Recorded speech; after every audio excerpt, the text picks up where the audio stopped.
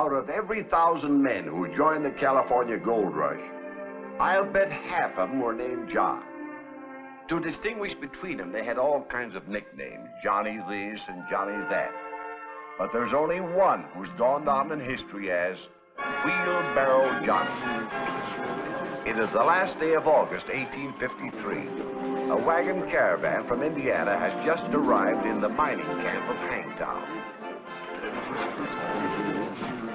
Ben, we made it.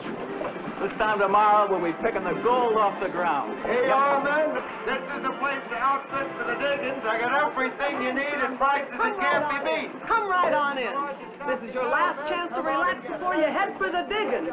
Plenty to quench your thirst and plenty of girls to dance with. And if you want to try your luck, I've got the only honest tables in town. This is the largest stock in town, men. Come on and get it. Everything you need to be fully equipped to dig gold. Well, I'll unhitch and sell my team while you're selling your wagon. Right. Come on in. Sale. Wagon for sale. Step right up, folks. I got a wagon for sale. Anybody want to buy my wagon?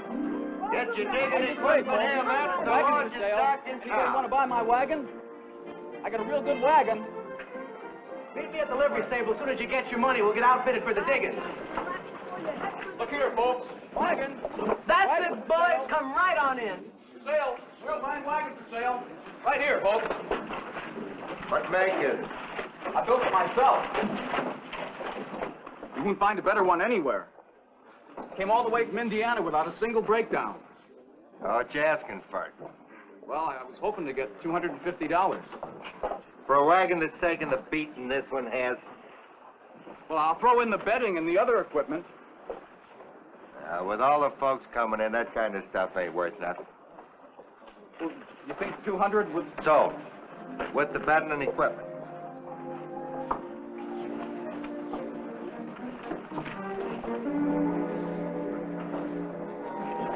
Thank you, sir. Thank you.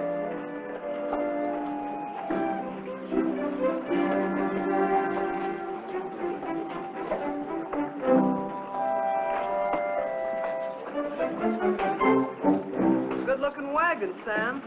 I never saw a better one. What'd you give him for it? With the equipment, $200. Why, you big skinflint. You ought to be ashamed of yourself. He's only a kid. If he's old enough to wear long pants, he's old enough to look out for himself.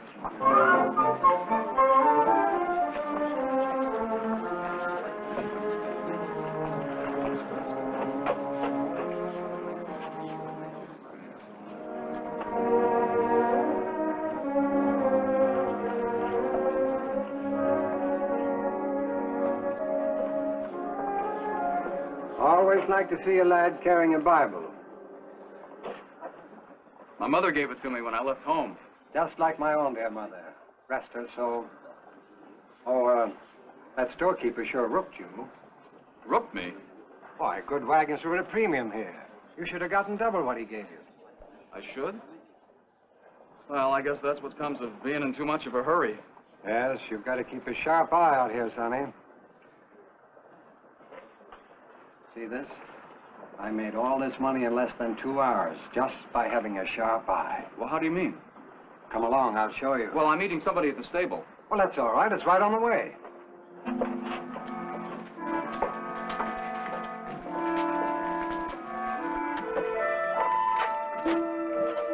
All right, boys, here it is. Straight card money. 5 will get you 10, 10 will get you 20, 20 get you 40. It's your eyes against my hand. Anybody can play it? We have the King of Diamonds, the Ace of Spades, and the Joker. There they are. Why, it's a gambling game. It's a test of eyesight. Watch. We have the Ace of Spades, the King of Diamonds, and the Joker. Your eyes against my hands. All right, we shuffle them up. All right, pick a card. Where's the Ace of Spades, sir? That one. No, that's the Joker. The young gentleman is right. That's the Joker. Well, that's easy. Anybody Now, try it yourself this time. Go on. Me? Oh, no, I never touched a card in my life. I promised my folks I wouldn't. You don't have to touch them. Just point to them. All right, here we go again. I repeat, the Ace of Spades, the King of Diamonds, and the Joker. And we shuffle the cards up, and where are they? Pick a card. The King. The King, where is it? That one. For how much? $10. The young gentleman bets $10. And the young gentleman is right. The king of diamonds. There's your $10 and 20 from me, 2 to 1. Now let us stay there and play it again. You've got an eye like a hawk, boy. All right, here we go again. All right, there they are. 3 cards. Watch me very closely. All right, which one? The king. Where? Right there. Sorry. Ace of spades. Could have sworn. Deal him again. All right, there they are. Now watch them. Keep your eye on them. And watch my hands, because here we go. Bet? The ace. Where? There. Wrong. Sorry. King of diamonds.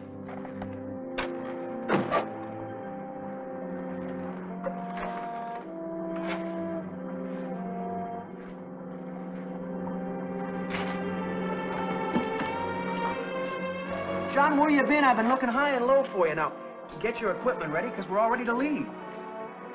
Have to go without me, Ben. Without you? I haven't got any grub stake.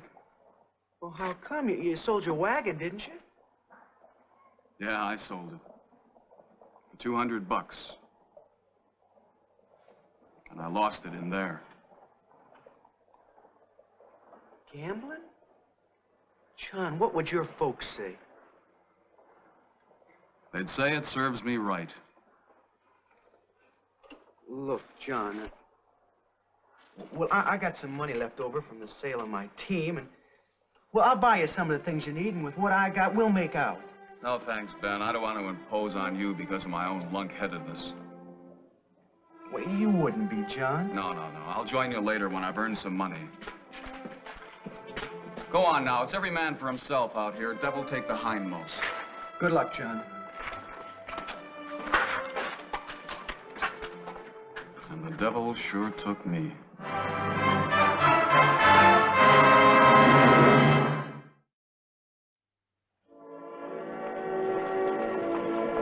Hi, Sam. Got my wheelbarrow ready?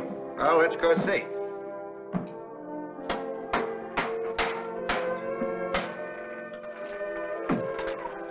Got it finished, Johnny? Good. Well, I don't know how good. I wouldn't guarantee it. What? Well, this lumber's green pitch pine. When she dries, she's going to crack wide open. And there's no strength to it. Now, look. See what I mean? I sure don't want no wheelbarrow like that. Wait a minute, Bill. You nincompoop. I give you a job out of the bigness of my heart, and this is how you repay me. You run customers off. You're fired. But if the barrel was no good, Mr. It Dog. was good enough to sell. You mean you would knowingly cheat a man? Get over here!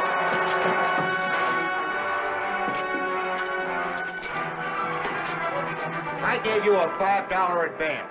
Don't you leave town until you paid it back. Yes, sir. No, sir. Yes, sir. No, sir. Why didn't you stand up to him? You don't have to take his guff. I wouldn't want to get in a fight, ma'am. Fighting's a sin. Who says so? It's the way I was brought up. All violence is wrong. I shouldn't even have busted that wheelbarrow. That was an act of violence. You came to the wrong place, young man, when you came to Hangtown. I'm only staying till I can get a stake for the diggings. You wouldn't need somebody to do the chores, would you? I mean in exchange for meals. I don't serve meals. Oh. Well, thanks anyway. Just a minute. There's a blacksmith up the street named Joe Hine. Tell him Goldie sent you. Said to put you to work making wheelbarrows. Wheelbarrows?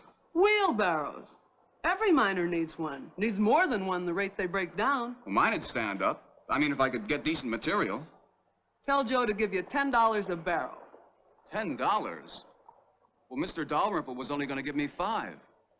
That skinflint would. Tell Joe $10, and if he doesn't like it, to argue with me. $10 a barrow a day. Why, in a couple of weeks, I'd be able to quit and go out and dig for gold.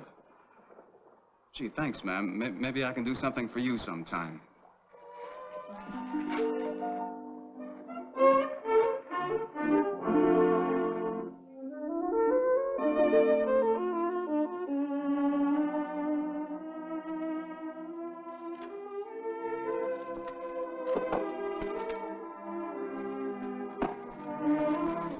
another one finished, Mr. Hines. No?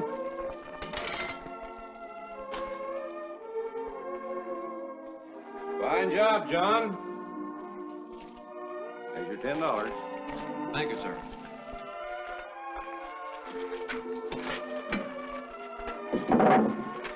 This $10 will give me almost as much as I need to buy my outfit and join my friends at the diggings. Couldn't persuade you to stay? No, sir. Well, if you got your mind set on going to diggings, I guess the only way to unset it is to go and dig.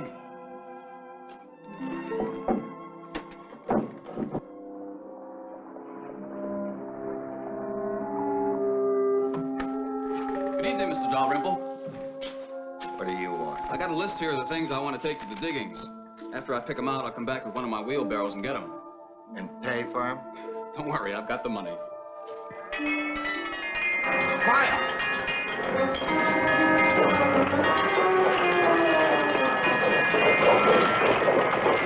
The whole end of town to play.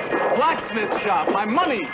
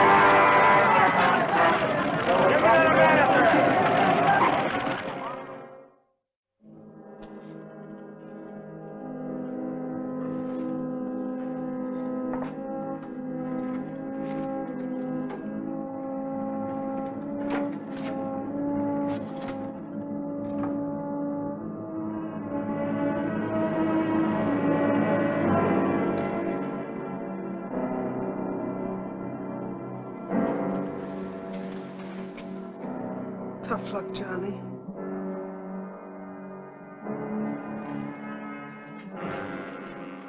Why do these things always happen to me? There's plenty of others that lost everything. Must be punishment for something that... Oh, stop blaming yourself. It just happened, that's all. These things don't just happen. We bring them on ourselves. I've been doing something that's wrong. Well, for one thing, it was wrong to keep the money under the floor. You should have put it in the bank. The bank has a safe that even a fire can't touch.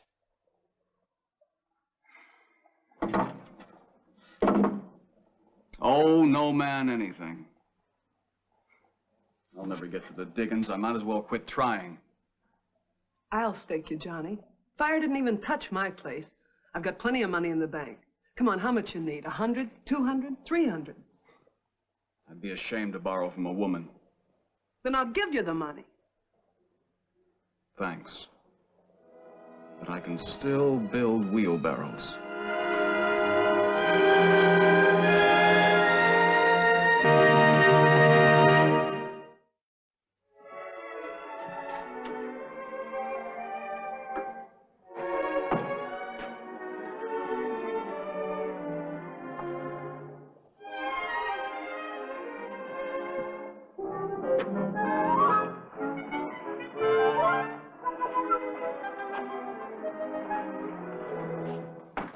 Yes, sir? I'd like to open an account. Well, come on in. The bank is always glad to welcome a new depositor. Just, sign your name right here. Your money couldn't be in a safer place.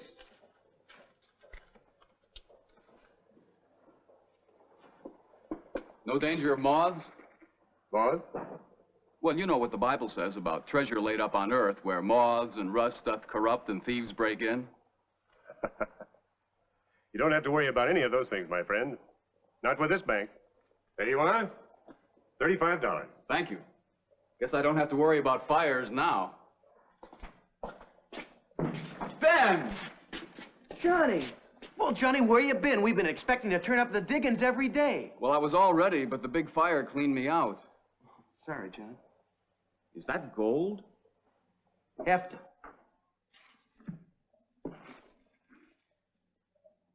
You dug all this? Me and a couple other fellas. I brung it down to the bank for safekeeping. You know how much I took out in one day? More than $700. $700? Yes, sir. I'll see you later, Ben. John, what's the hurry? I gotta go back to the shop and make some more wheelbarrows so I can go to the diggings.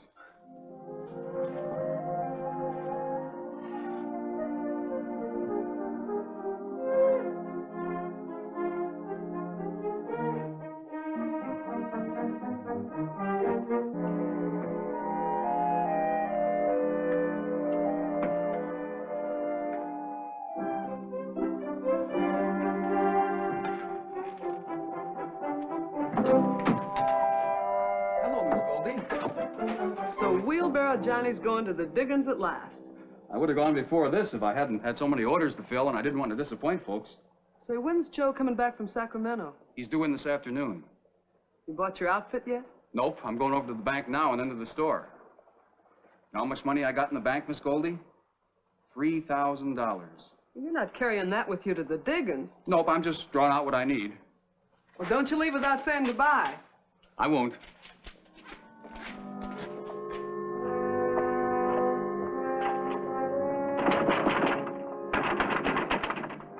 Open up! Sorry, the bank's closed. But it's only 2 o'clock. We're closing early today. Monthly audit. Look here, I gotta draw out some money. I'm leaving town in the morning, going to the diggings. I gotta get my supplies. Sorry, you'll have to wait till tomorrow.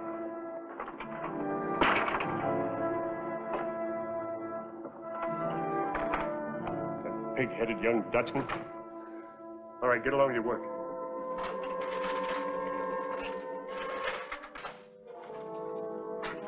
Everything out of the safe and packed up so we can move it out of here after dark.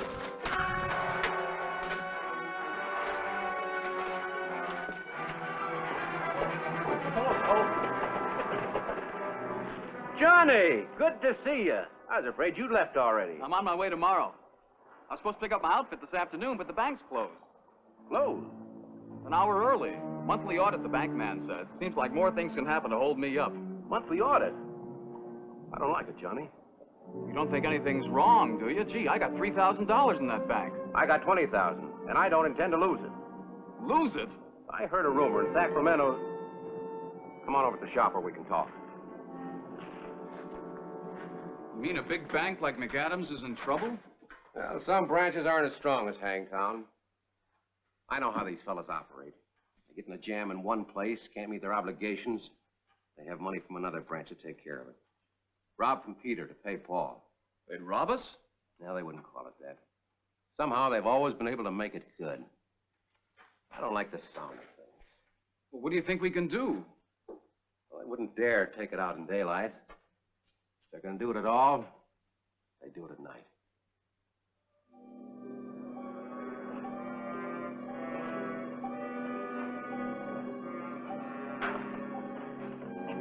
We can watch from here. Come on.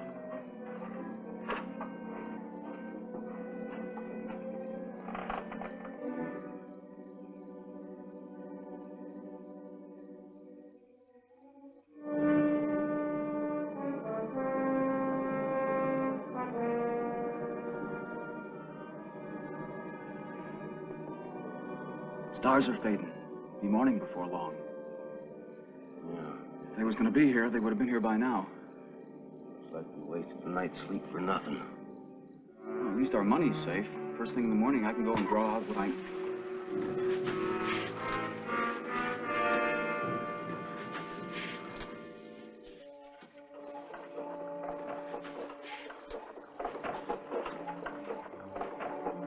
I was right. They are taking it out of the bank.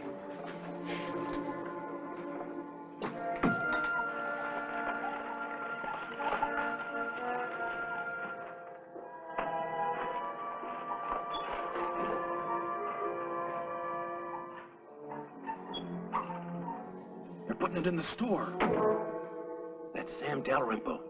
Pretty smart. That way they can freight it out in boxes and barrels in broad daylight. Nobody be the wiser. Keep watch. I'll go get the sheriff. Yeah, go on.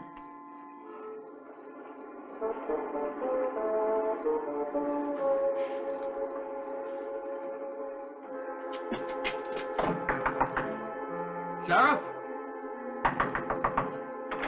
Sheriff!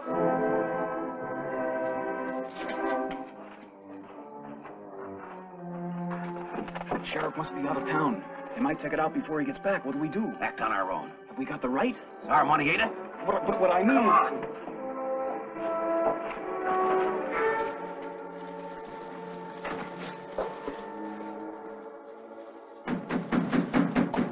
Open up!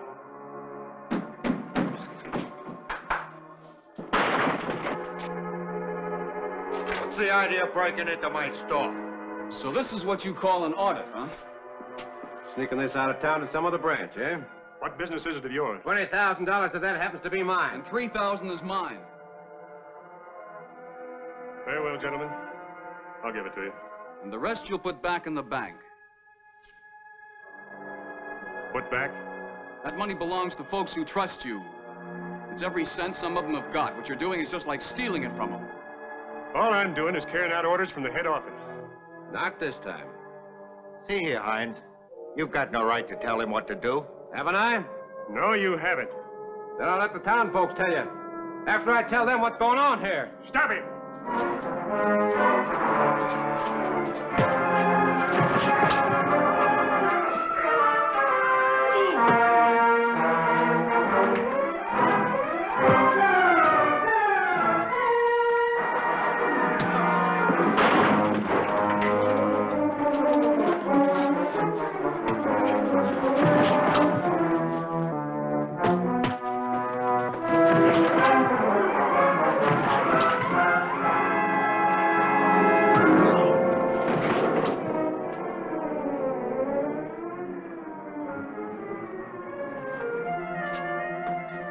All right, now everybody grab an armload.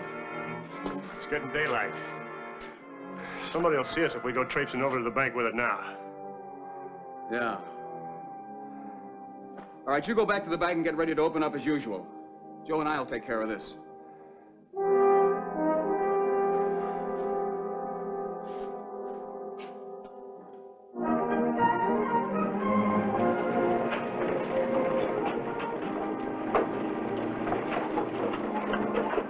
Looks like you got yourself a little load there, Johnny. Sure have. What is it? Load of gold for the bank.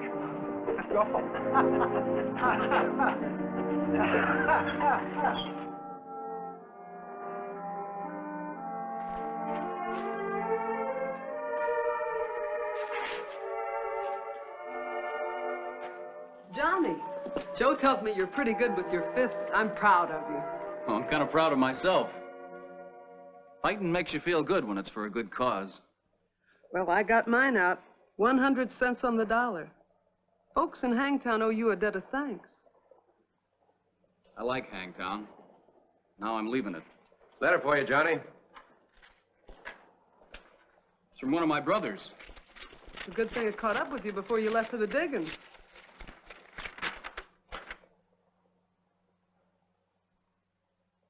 I won't be going to the diggings. Not going. Not now or ever. Johnny. I can use my money to better advantage back home. So I'm going back to Indiana, South Bend. What'll you do when you get there? Make wheelbarrows? No, ma'am. I'll build wagons.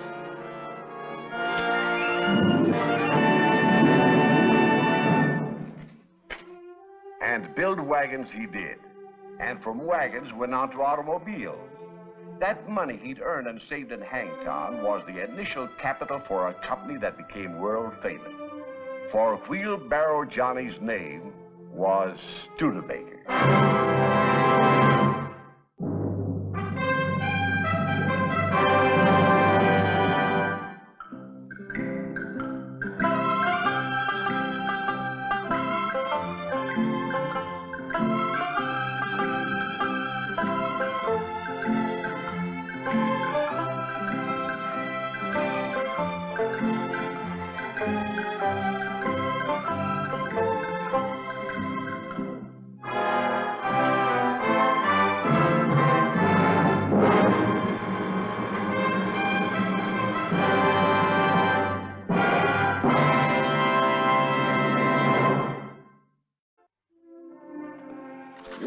like men, helped Bill the West by doing strange jobs. But none was more unusual than the girl who became a stagecoach spy.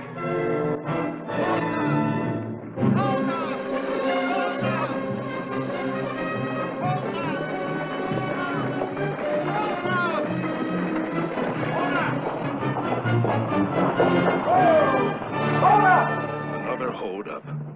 My gosh.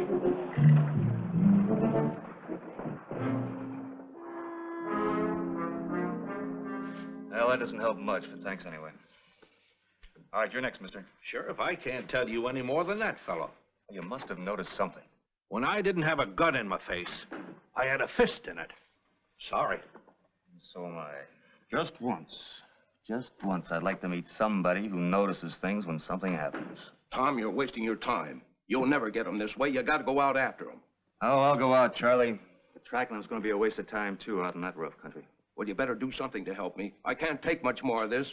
This is the third time this month they've hit those gold shipments. You might try helping yourself by putting more guards in your stage. More guards? Nobody wants to be a sitting duck for $50 a month. If there's anything I can do, anything to help you, just let me know. I'll even go out and help you track them, anything you say. But those holdups have got to stop.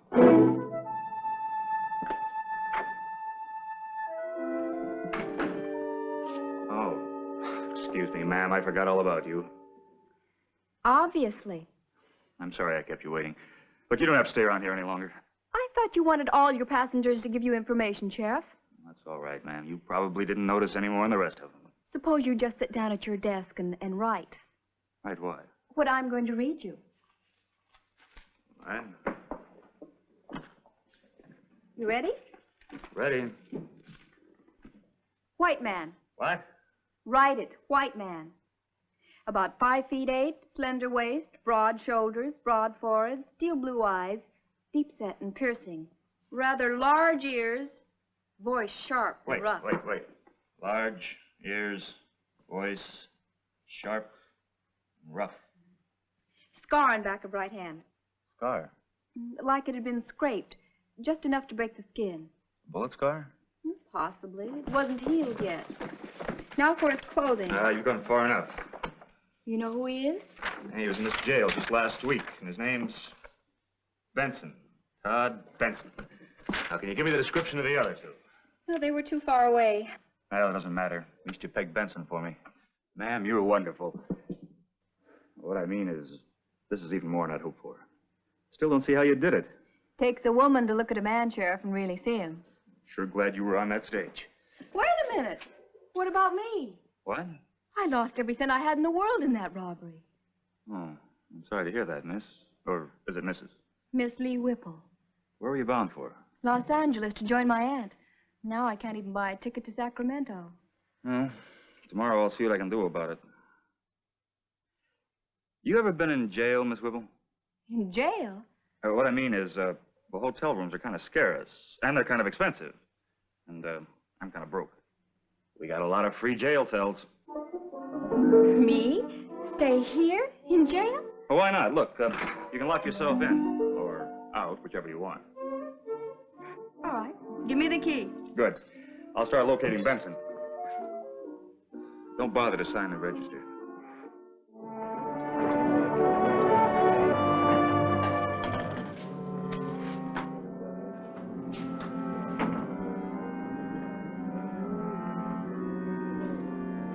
Hi, Chase. Tom, Give me a beer, will you? I hear they got the stage again today. Yeah, it's almost getting to be a habit. I'm riding out now to see if I can find any tracks. On those hills? You know you won't get anywhere. At least it'll make Duff feel better. He was just in here for a drink. Sure seems mighty worried. Yeah, I'm worried, too. Say, you remember a drifter named Benson who used to come in here once in a while? Benson? Small fellow. Rides a bay mare with a blaze face. He got shot across the back of the hand last week in a brawl. I threw him in jail overnight. Oh, yeah, sure, I remember him. Well, in case he comes in again, get word to me, will you? You think he had anything to do with the holdup?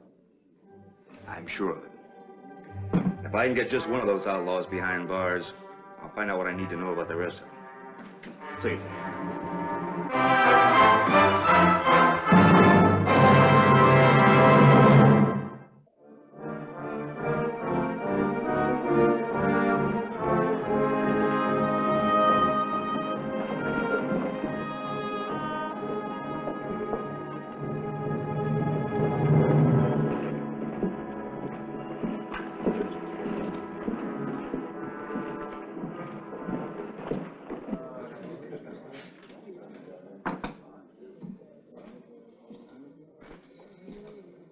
Whiskey. A double.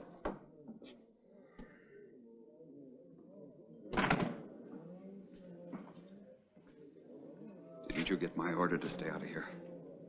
No, Told Blaine to tell you. I ain't seen Blaine. I stopped by a friend's.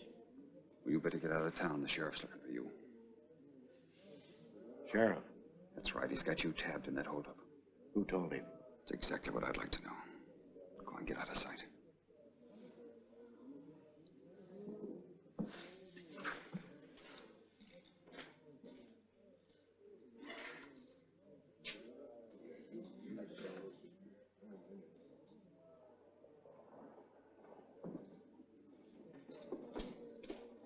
The sheriff's out there now. He started my horse. Go through my office, out the back door. Hold it, Benson. Come here. Maybe you better take a little trip. Well, thanks. Oh, one more thing.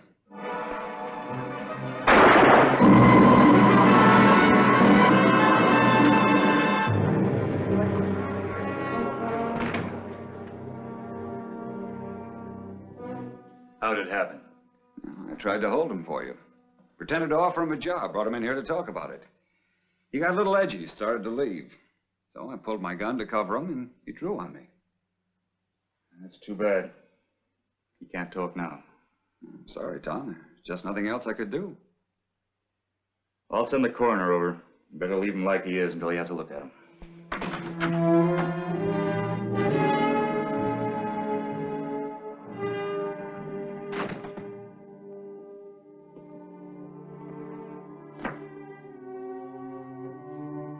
Hey, you in there? Is that you? Uh-huh. Oh, I didn't hear you come in. Did you find your man? Yeah, dead. Dead. A friend of mine was holding him for me. He tried to get away. It's a rotten break. If I could just slap Benson behind bars, I might have busted that gang wide open. That's too bad. I'll get you the description of another one. Oh? How? I'll ride the stage until there's another holdup. Send a woman out to spy for me? Nothing doing. Stop talking like a man. If a woman's able to help you, you should be glad. Well, they don't have a holdup every trip. Besides, you don't have any excuse to spend all your time riding on the stage. I'll find one.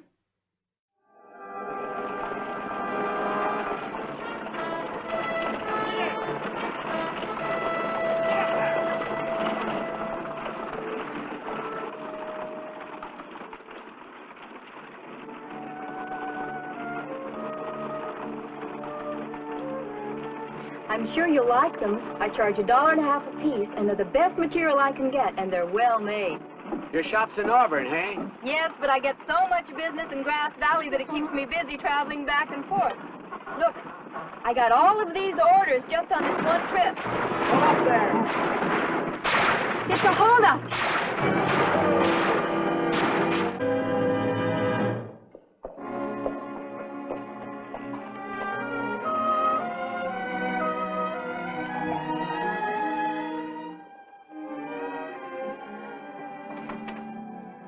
Hello. I've been waiting for you. I had to ride out and look into a shooting at the flats this afternoon.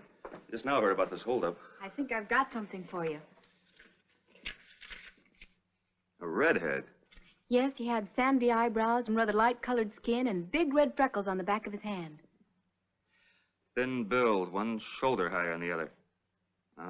Don't place him. How about the other one? Black hair, 5'7", dark eyes, deep set and piercing, left-handed. No. 6 feet, heavy build, gray eyes, rather flat nose. How could you tell that?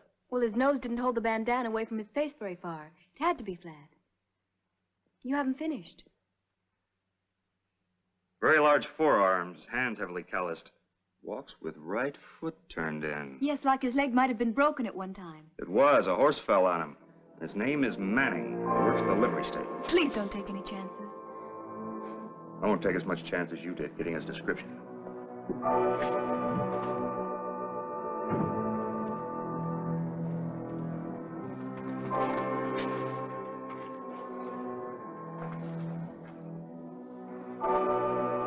Manning. Yeah? What's the idea of the gun? I want to ask you some questions about a stagehold. Are you kidding? Nope. Come on, let's go to the jail.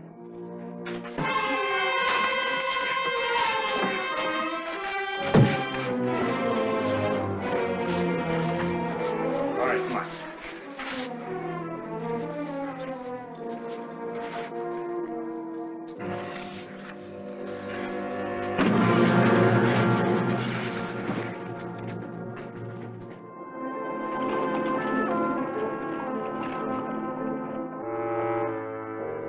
You say that Manning doesn't know how the sheriff got wise to him? No, no idea at all. He said the sheriff just walked into the stable and threw down on him. Well, something or somebody is putting the law too close for comfort. And we've got to find out who it is. I wonder if it could be that girl. What girl? Swipple. She was on the stage during both holdups. In fact, she's been on the stage during every trip. That's just on account of selling them shirts. Yeah, that's what she says. But is it the real reason? If it is her, how does she do it? During the next holdup, I'll be on that stage.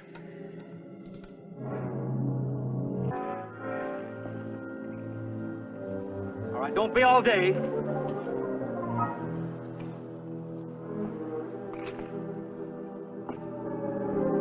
Come on, move.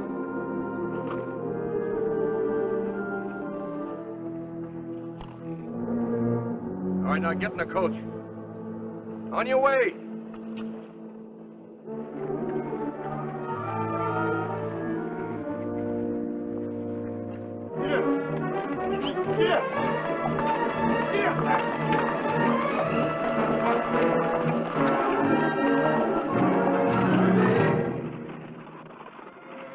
Well, that's the fastest 200 I've ever lost. You seem awfully calm, Miss Whipple, for someone who's just gone through a holdup. It's the first one that frightened you, Mr. Chase. After a while, you sort of get used to them.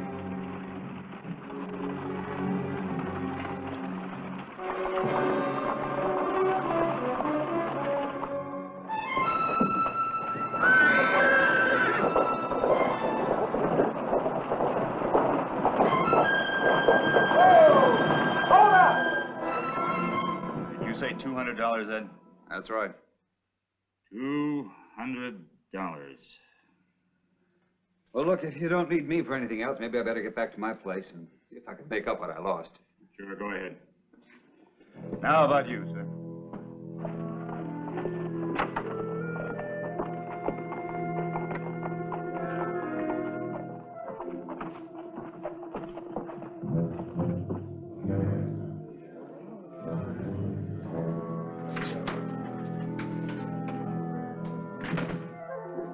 Where's Briggs? Went to his blacksmith shop. Did you find out anything about that girl? Yeah, she's working with the sheriff, all right, giving him a description of you men. Now, you get out of town for a while and play safe. I'll tell Briggs.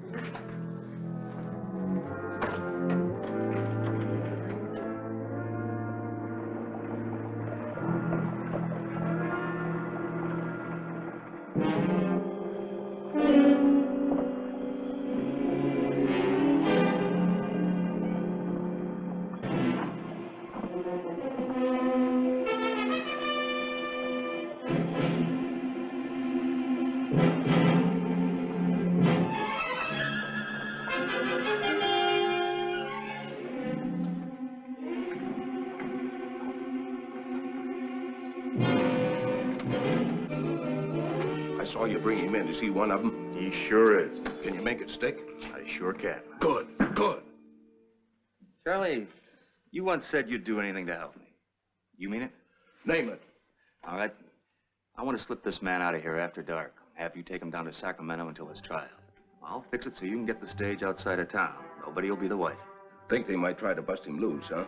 I'm not going to take any chances. If anybody hits me on the head this time, all I'm going to lose is my consciousness.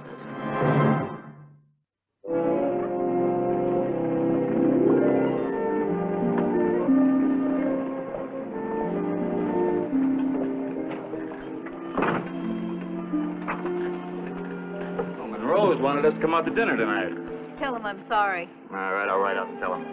Maybe we can make it Saturday.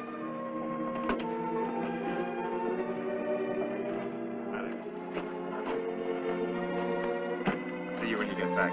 You better. Morning, ma'am.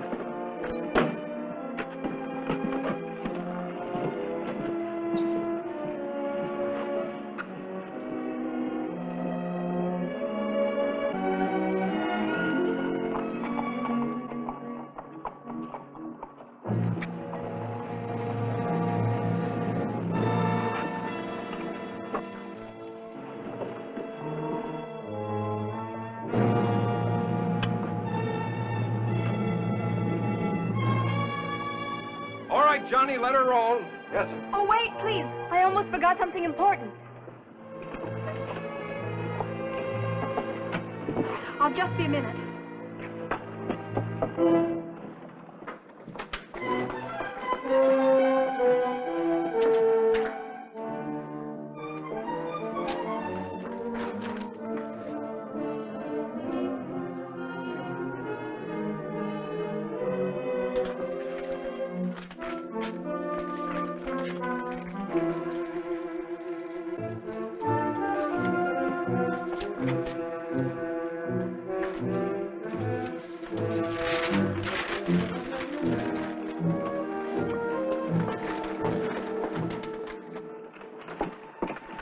Will you please see that Tom gets this, Mr. Duff?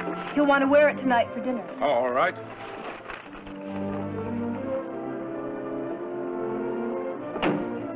Be sure to tell him I fixed the pocket. I'll do that. Let her roll.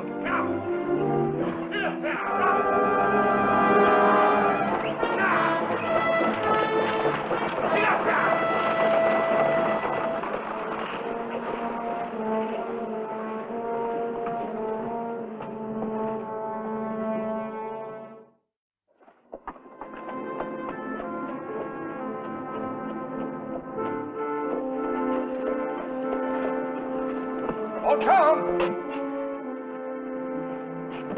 I've been waiting for you to come back. Miss Whipple asked me if I'd give you this. Sure. She said you'd probably want to wear it tonight to the Monroes for dinner. Tonight? Yeah, and she said to be sure and tell you that... What the stage is coming back for.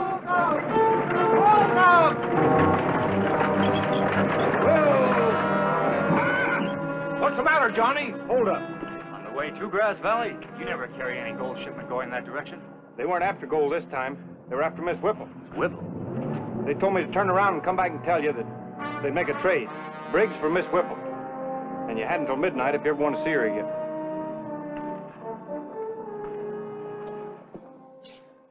This is one time I really outsmarted myself, sending Briggs down to Sacramento. If I could get my hands on him, I'd find out where they're keeping her. He can't do us any good where he is right now. If there was just some way we could get word to the gang that he isn't here, that we couldn't make a trade if we wanted to. Nah, that'd just make things worse. I'd never send her back then. Well, I sure wish I could help you, Tom.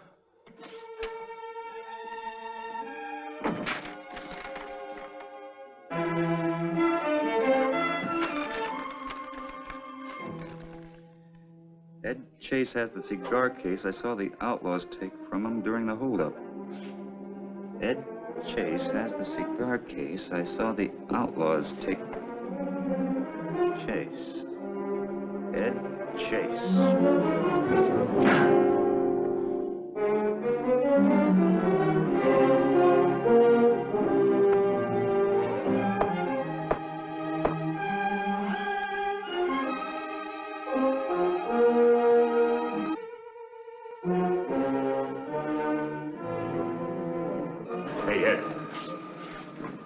Hello, Tom.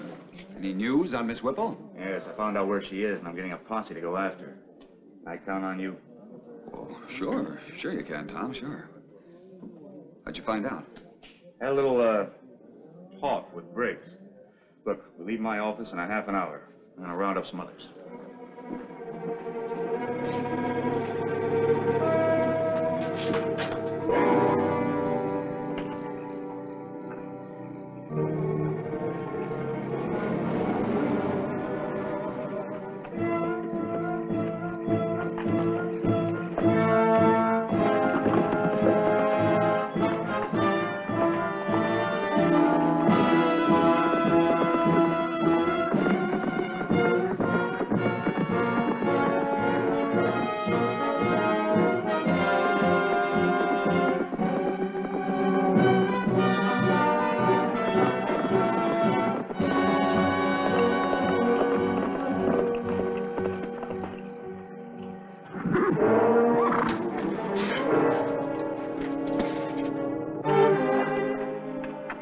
The boss.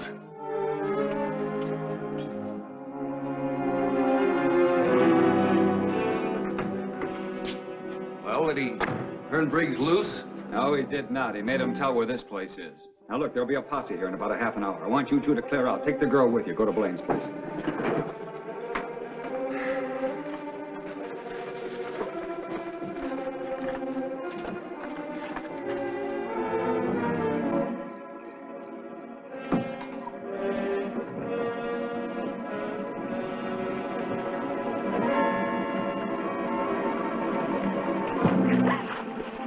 Hey, reach.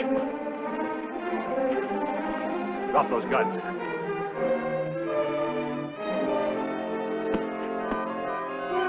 Watch it.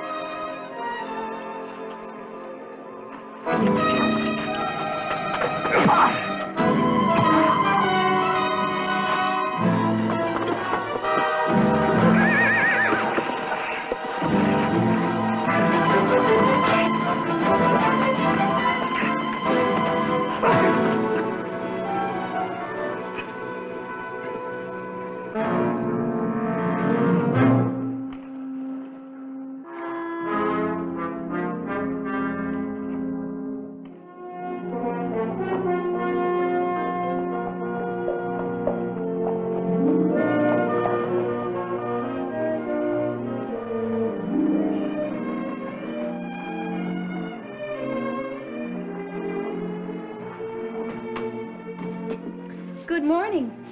You going on that stage again? Of course. Now that I've got my prisoners, your work's over. On the contrary, my work is just beginning. My excuse for being a stagecoach spy has suddenly blossomed into a thriving business. Does that mean that you just might stay here in Auburn? Well, it would be rather difficult to carry it on from Los Angeles. What about your aunt? Funny, but I haven't even thought about her the last few weeks. Well, don't you think you ought to, write and tell her? I already have.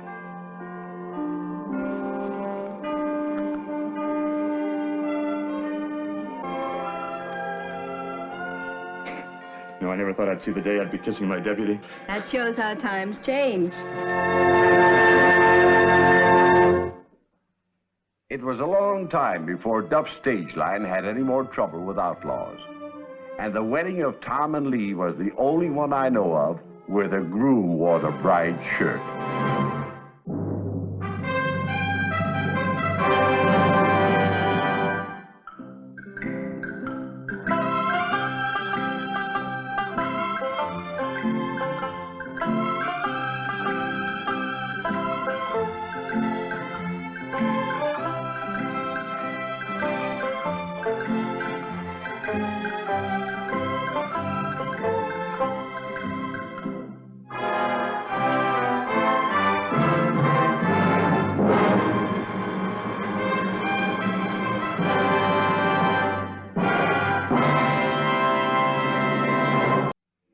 Nowadays, Volcano, California is a sleepy ghost town in the mother lode country.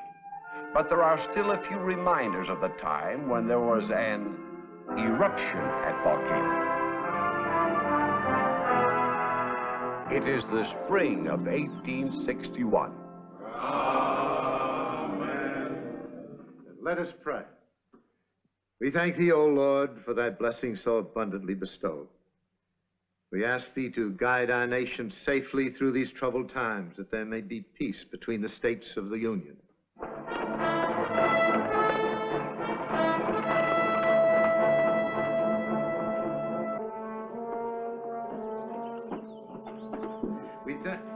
Fort Sumter surrendered. Lincoln has declared war. I knew it would happen. Friends. Knew it was coming. Friends. It won't last long. The South can't hold out against the Union Army. And don't you ever forget, first, last, and always, we're Southerners. That's right! Confederacy needs us. Are we ready? Quiet, gentlemen. Quiet, gentlemen, quiet. This is a house of God. We must not let this tragic news divide us. In this church, there are men of goodwill on both sides.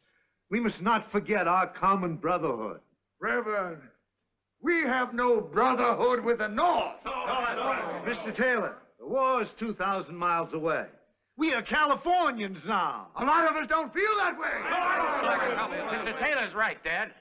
Too late to be neutral. This is war and we're Southerners. You're right, Joel.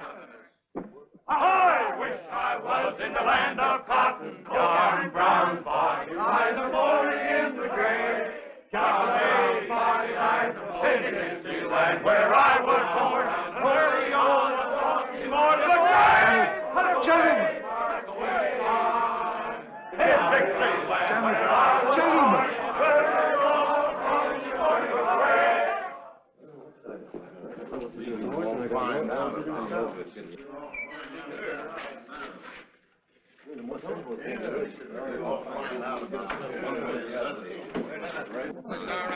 We've been waiting for you, Joel. Sorry we're late. Gentlemen, I've seen this coming for a long time, and I've been making plans. Now tell me, what does the South need more than anything else? Money. Yeah, that's right. Exactly. The South needs gold. And here in Volcano, that bank is bulging with it. We're going to send it all to Richmond. How can we send it when it's not our gold? This is war, Joel. That's right. Now, we outnumber the Northerners 3-1. And by rights, this town should be ours. Now, I think we owe it to the South to send them that gold. Now, is there a man among us who lacks the courage to fight for the Confederate cause? And that settles it. We'll make our move Friday noon before they have a chance to ship that gold out of here. And when Friday comes, we're going to take over this town in the name of President Davis. Now I want you to go outside and line up every loyal Southerner. Let's go. You all that. Come on, let's go. You did all right. You really got them fired up. You can't beat patriotism if you want to put something over on the people. You know, Randolph, by this time next Friday, you and I are going to be two of the richest men in California. Here's to the war.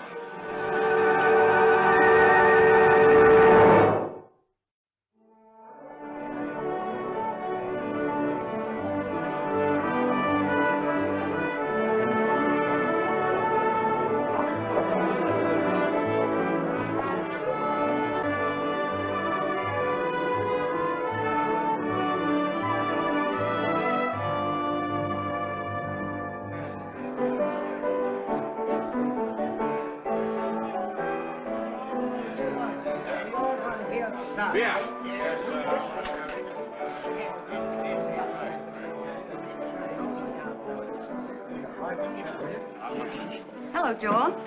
Hello, Ellie. Where you been all day? Oh, I had a few things to tend to. Well, come on over here so we can talk. After what Dad said about this here place of yours at church on Sunday, I didn't know if you'd want to talk to me anymore now. Oh, I don't blame him. He's in one business, I'm in another. Besides, it's what you think that really matters. I'm here. Confidentially. What he said in church is nothing to what he's been preaching to me on the side. Well, now I'm going to do some preaching. Are you mixed up in what's going on in this town, Joel? How do you know what's going on? Men who drink, talk. Stay out of it, Joel. Please. I'm a Southerner. You were a Southerner. Now you're a Westerner. Don't help to bring the war out here. It's already here, Ellie. It's up to every man to choose the side he believes in and fight for it. All right. Go on, be a hot-headed fool and fight. I might do some fighting myself.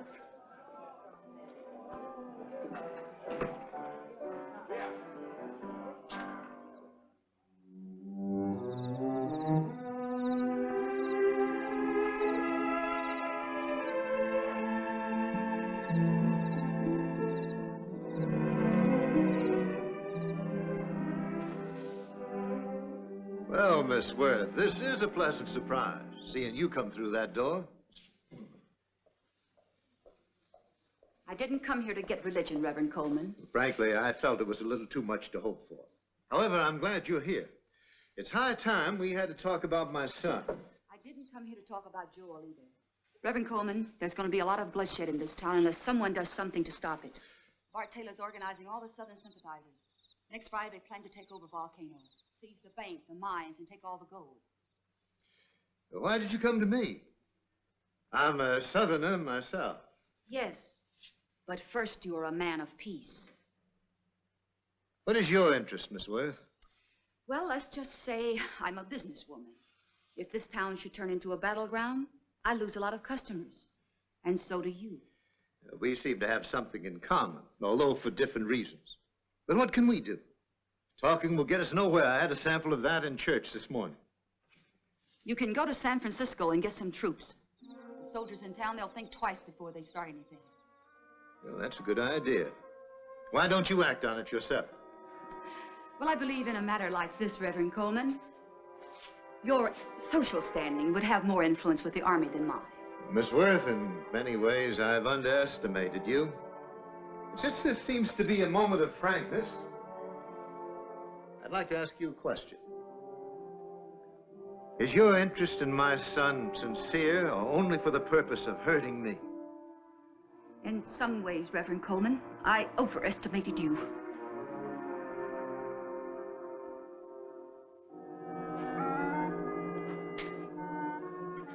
Come in, Joel. Have a drink. What do you want to see me about, Bart? I have a job for you, Joel. One that's going to test your loyalty to the cause. There's a man riding to San Francisco to get the Army to send some troops up here. You want me to stop him? Well, you know what soldiers in Volcano will do to our cause. There'll be no soldiers. It might call for a little rough treatment. I'm a soldier myself, fighting for the South. If necessary, I'll kill for it. Who is this man? Your father.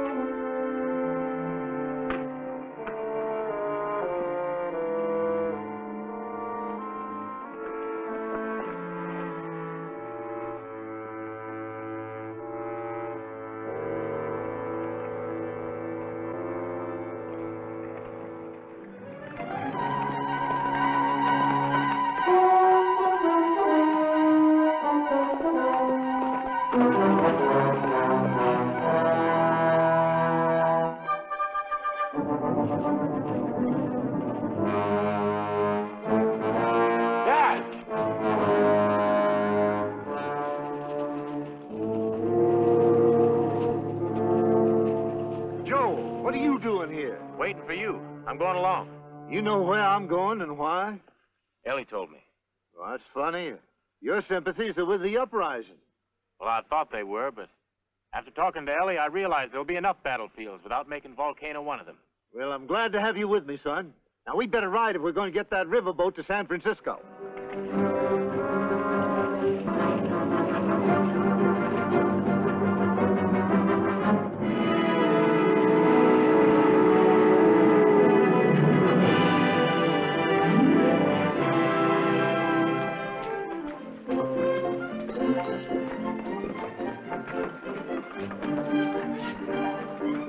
I beg your pardon. Would you tell me where Army headquarters are? Sure, at the Presidio. Right that way, you can't miss it. Well, thank you.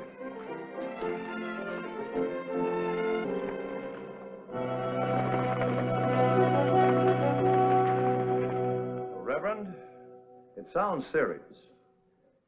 How many men do you think it would take? Oh, I think 20 or 30 would do it. All we have to do is make a show of authority, and I'm sure there'll be no trouble. When would they have to be there? Before noon next Friday. Well, I'm short of men right now, but if it's as urgent as you say, I can assure you, Colonel, it's mighty urgent. If this uprising is not prevented, it might start a rebellion that would spread through the state. Yes, that's right. Well, men will be ready to leave tomorrow morning. Thank you, Colonel. Thank you for bringing the matter to my attention, Reverend. Times like this, we can't take too many precautions. No, sir. Come along, Joel.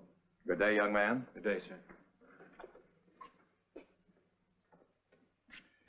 Thank God. That was a good day's work, Joel. My hat. I left it in the colonel's office. You go on ahead and I'll catch up with you. Excuse me, Colonel, but I wanted to tell you not to pay any attention to what my father said. What's that? Well, I didn't want to say anything in front of him, and I didn't have an opportunity to contact you beforehand, but, well, my father has a tendency towards delusions. Delusions? Yes, sir, and an overactive imagination. He has a habit of making something out of nothing. It's been quite a problem to me. Well, he once suspected our wealthiest church member of stealing from the collection plate. Do you mean to tell me there's nothing to worry about in Volcano? Yes, sir. Nothing whatsoever. He heard a few people voicing their sentiments, and right away, in his mind, that meant rebellion. I certainly appreciate your information, young man. I don't have troops to send on a wild goose chase. But when you tell my father that you've changed your mind, I'd appreciate it if you wouldn't mention what I just said. No, yes, of course, I understand. Excuse me, I forgot my hat.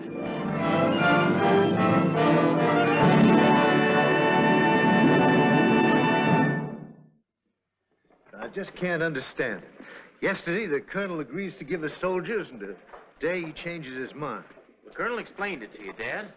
He said he got word the troops are needed more in Monterey. I got a feeling he was just making an excuse. Well, there's nothing more we can do about it. I can't believe that the Lord wants me to fail.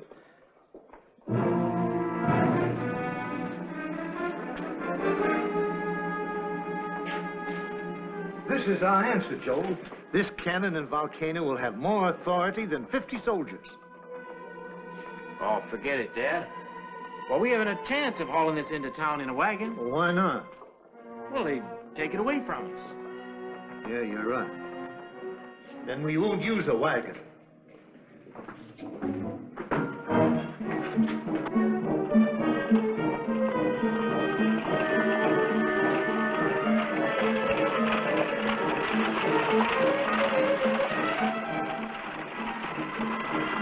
Well, we're making mighty good time. We'll have that cannon and Volcano long before any trouble starts. I can't tell you, son, what it means to me to have you with me on this trip. You know, this is more time than we've spent together in many months. And to think that I have Miss Worth to thank for that. The ways of the Lord are strange indeed.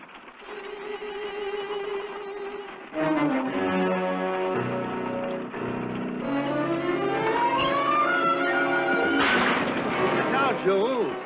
Break a wheel, we'll never get there.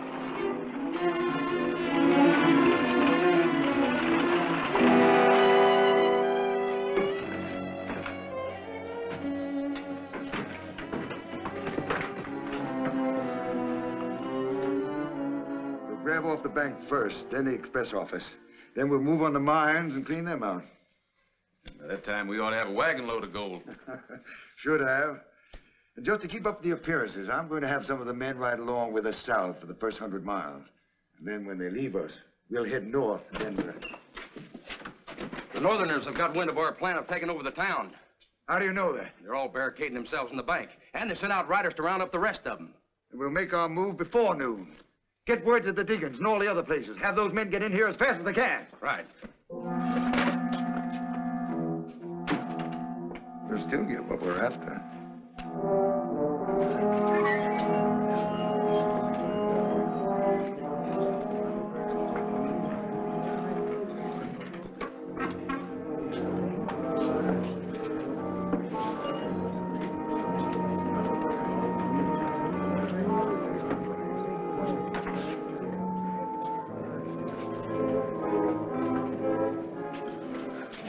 Where's everybody going? It's a long time till noon, Lois. We ain't waiting till noon, Ellie. We're gonna march on this town just as soon as we can all get together. Give me my gun. I'm gonna ride out and meet the soldiers, hurry them up. And just in case I don't get them back in time, close the place up and board up the windows. Before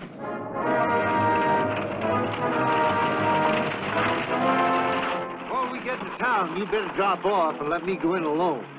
Some of your hot-headed friends might not understand your change of heart.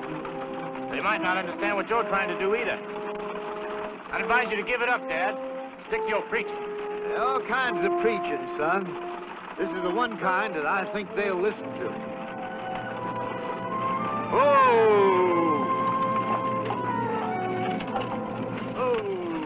What you stopping for?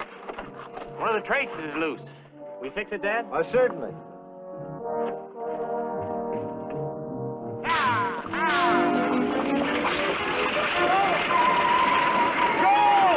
Sorry, Dad, but this cannon will never be used against the South.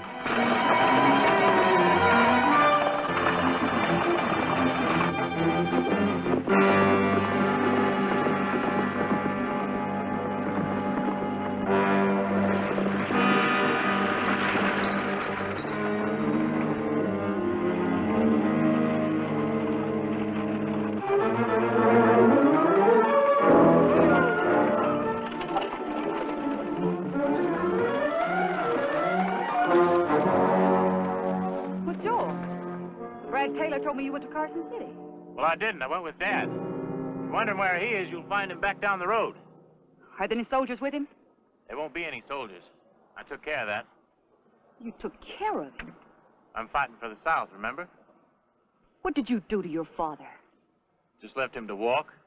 So he won't be sneaking into town with a cannon that's in this here hearse. I don't know how he planned on using that cannon, but I'm on his side. Now back up to that wide space in the road and turn around. Let's go get him. Put that away, Ellie. You better take me seriously, Joel. I mean it. I'll see you back in town, Ellie.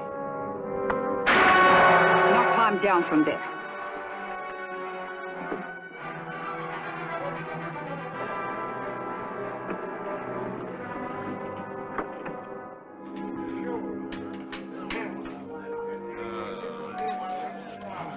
All right, here you go.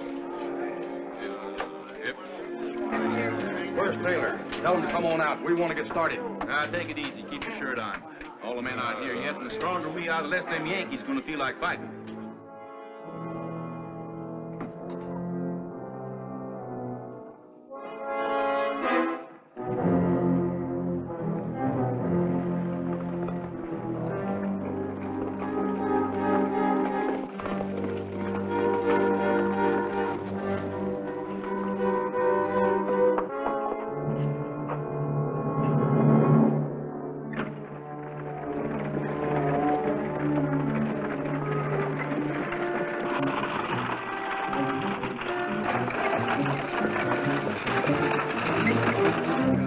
Here comes Mr. Taylor, fellas. Listen to what he has to say. Now, I want your attention, men. Quiet here. I'm going to tell you. Quiet! Quiet! Now, I've decided not to wait any longer for the rest of the men. Now, we're going to march on the bank first.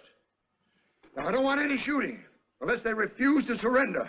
So wait for my command before you cut loose with those guns. Understand? Yeah. Now, we don't have any uniforms. We haven't had any chance to drill.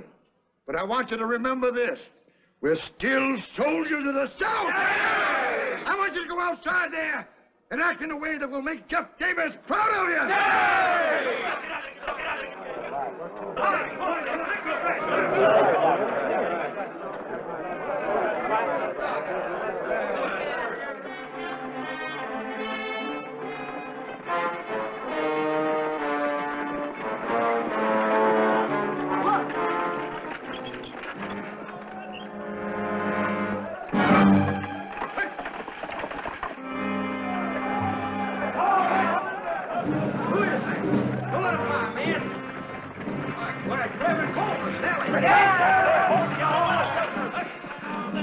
Told you I'm coming back to San Francisco, aren't you, Reverend? That's right. I understand that Joel went along with you. He sure did. Where is he? Why, he's behind us. What's the hearse for? What's a hearse usually for, Randolph? He's gonna haul them Yankees away in it. And Ellie's gonna play nurse. That's right, fellas. And I have plenty of bandages for both sides. Save 'em for the Yankees, Ellie. All we want from you is whiskey, right, fellas? All right, man, open up. Let him through. Come on there. Come on. Come on there. Come on.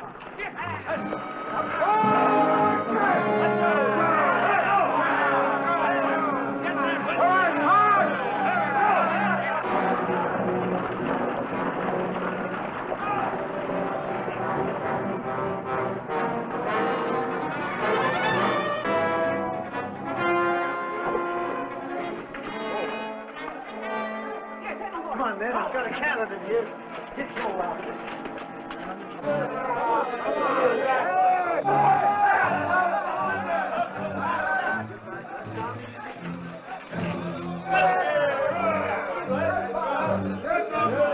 Take it into the back.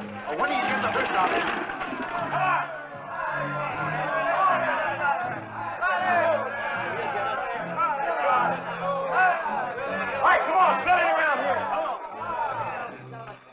They're taking over this town in the name of the Confederacy.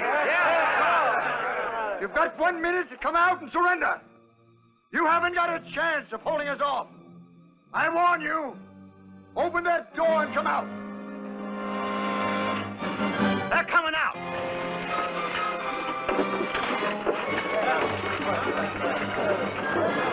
Where'd they get that? I'm a man of peace. But as the Lord is my judge, I'll set the torch to this cannon if any one of you makes a move towards this building. Now listen to me. Listen and think. Many of you came to this town when it was nothing, like I did. You helped to build it, took pride in it. Many of you have your families here, plan to spend the rest of your lives here. This is your town. Would you destroy it by looting and robbing? Staining its streets with blood? Any of you who have an honest desire to fight for the Southern cause should join the Confederate Army and do it honorably. But don't bring the war to Volcano. That's just a bunch of fancy words, man. Pay no attention to them. Hey! Hey, come on, man. Hey, you can't quit now. I'm changing my mind. Randall! You're wasting your breath. But our plan. Reverend Coleman and that cannon just blew our plans all to pieces.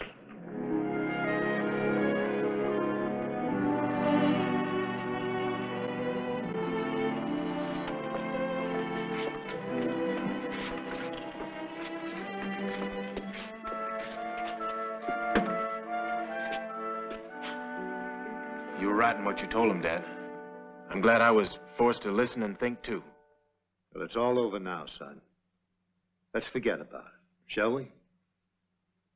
We ought to fire the cannon once, Reverend, just to celebrate. I'm afraid that would be impossible. There's no powder in it. Thank the Lord. They didn't know it.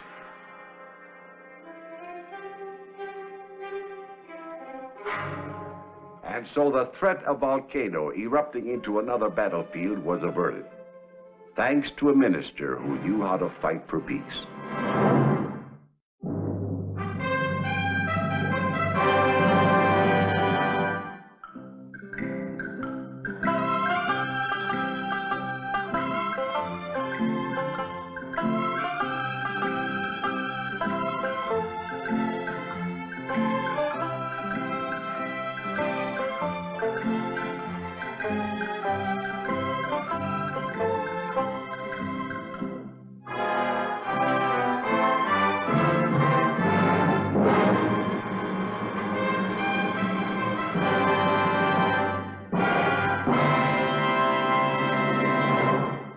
One of the most controversial figures in the American West was Orrin Porter Rockwell. When he died, his friends eulogized him as a great pioneer and a devout churchman. Others called him a killer. Some even claimed he was a saint, could not be killed by bullets, because he was the son of thunder.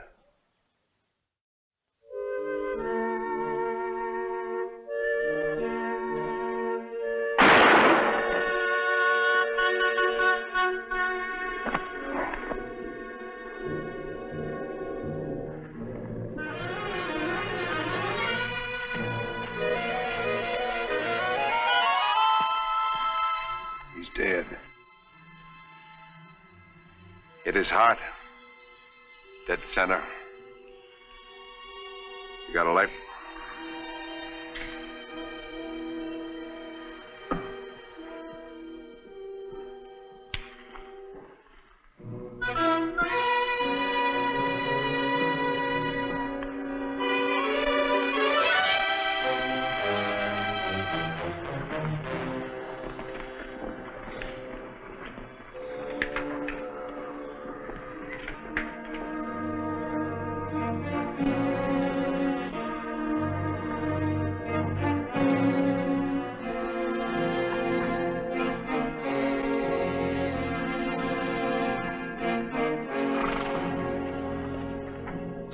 He's got a wife and 3 kids.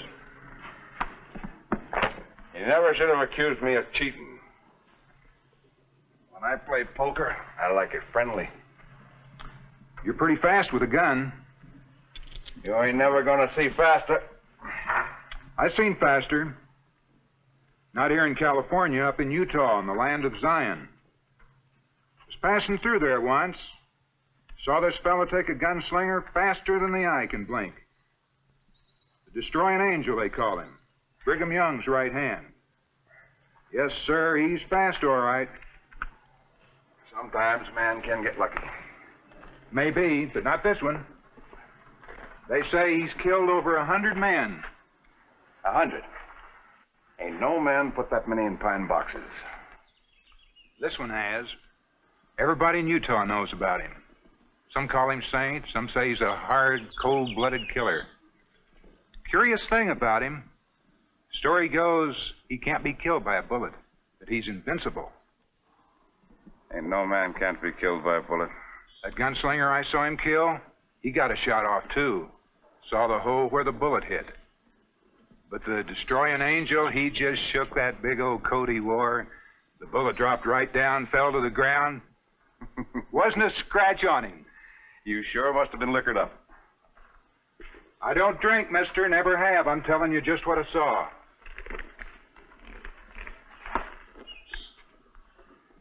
That man you just gunned down, he was just a plain old dirt farmer, not much with a gun. But the Avenging Angel, the man who can take him would really have something to jaw about. I always wanted to see Utah.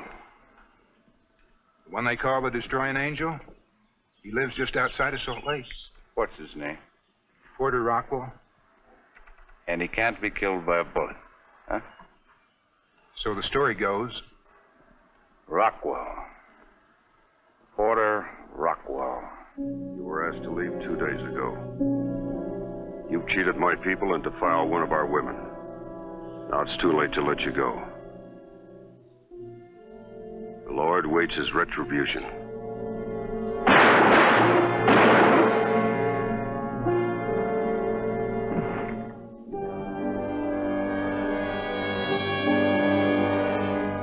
May the Lord have mercy on your black souls.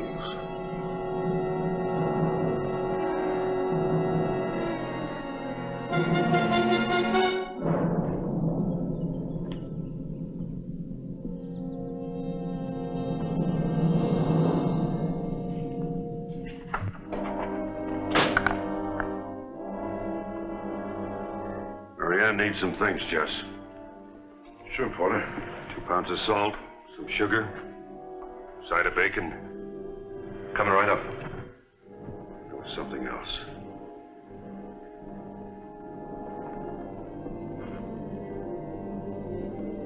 Those 2 strangers. They came here more to provoke me than they did to appease their own evil pleasures. 3 like them in the last 6 months. One was only a boy of 19 years old. Why? Why did they seek me out? Your name is known throughout every state west of St. Louis. You're a trophy to every budding gunslinger, a prize. I did what had to be done. Brigham Young himself weighed me with that obligation. Is that not true, Jess? Everyone in the land of Zion knows that, Brother Porter. Yet still they come. One of those two men got off a shot at you. Are you sure you're all right? Not a scratch. See for yourself. But I could have sworn. Put this on my account, Jess.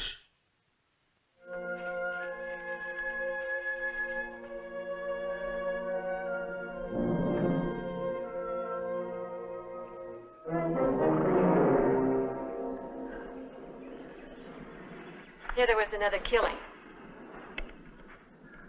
Some of our women devote more time to gossip than they do to their duties. Heard there was 2 of them this time. Brought the supplies. You killed them both? Both.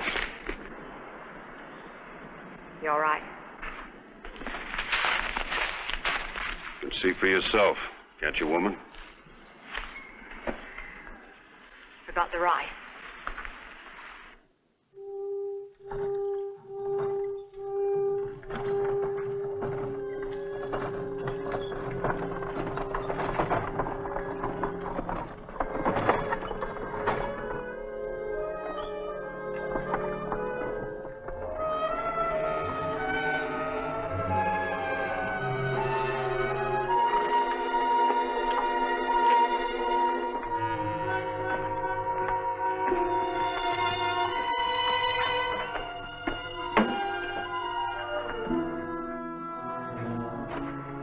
Afternoon.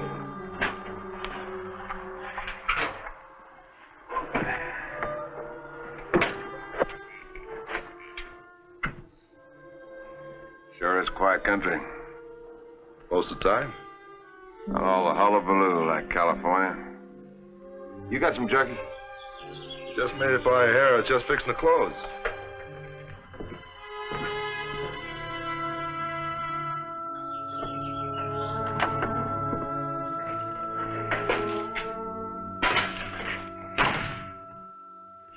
For you to be closing up shop, ain't it? Had us a funeral this afternoon. Folks hereabout pay respect to the dead.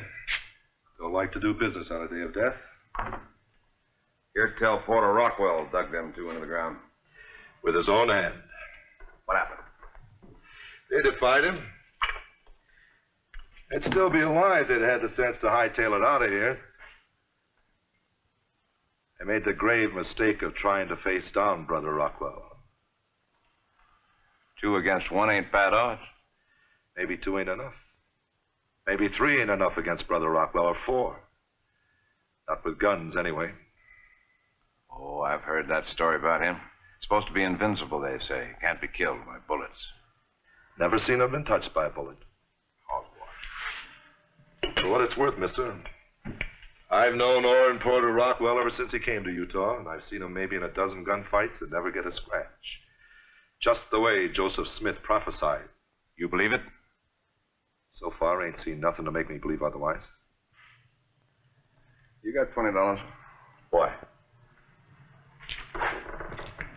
Give it to me.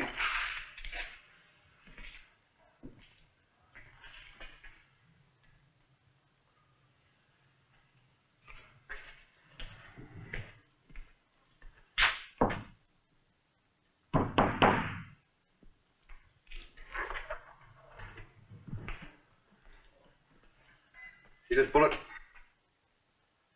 $20 says I put one of these into Porter Rockwell before I leave your land of Zion.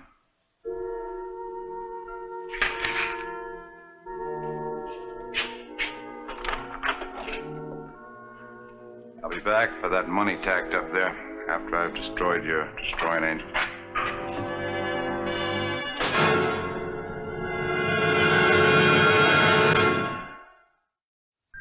Oh, now. Oh, boy. Oh, boy. Hey. Oh, boy. Oh, now. Oh, boy. Oh, boy. Oh, there. Oh, now. Oh. There now. Easy, boy. Yes, sir. Yeah.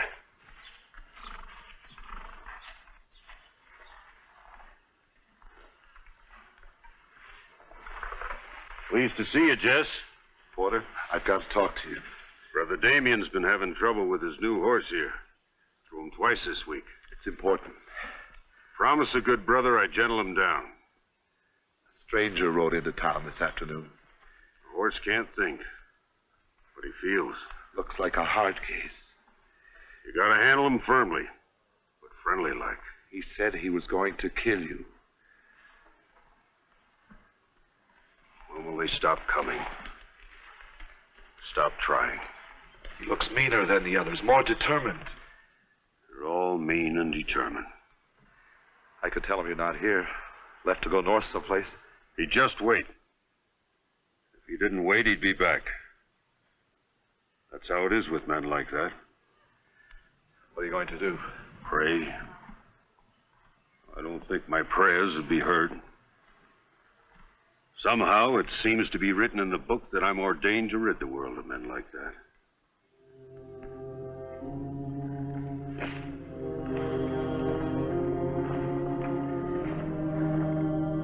Where's he now? I don't know. He left the store about half an hour ago, and I came right out to tell you. Thank you kindly, Jess.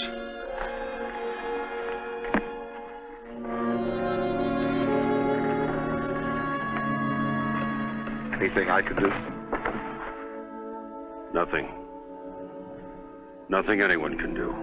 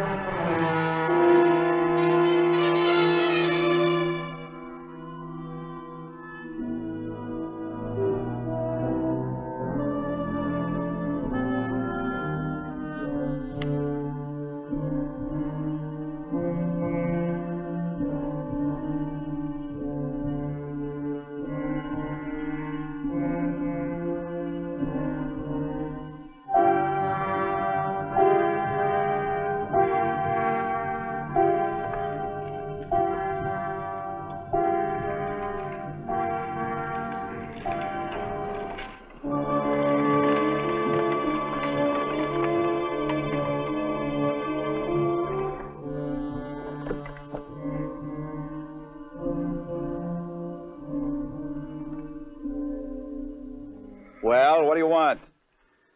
I've come to give you something every man cherishes. Oh, what's that? Your life.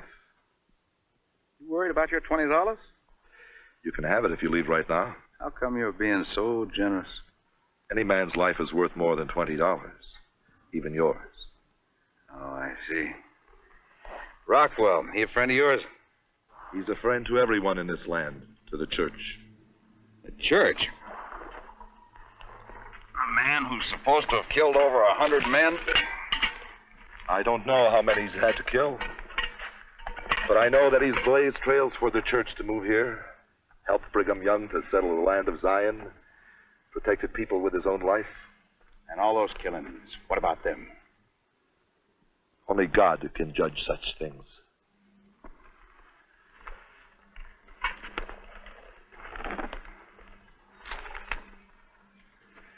God send you here? Or Rockwell?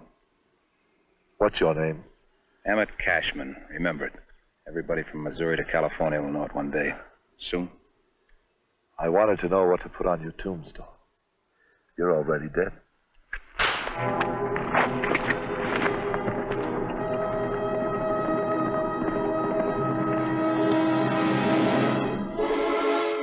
God have mercy on you.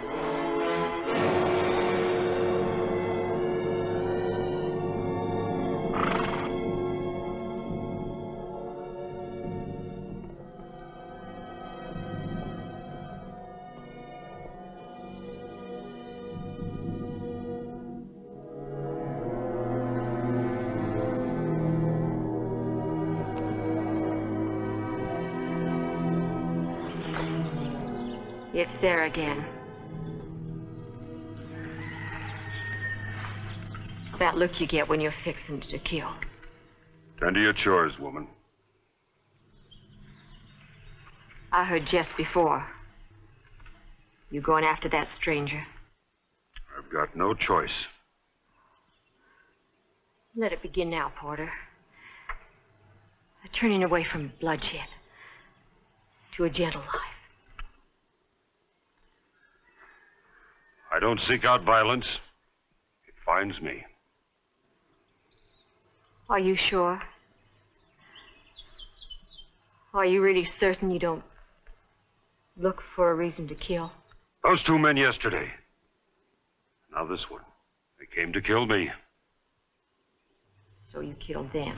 Does that make you any better? What should I do? Let them all come in here and try their hand at shoving me into the ground?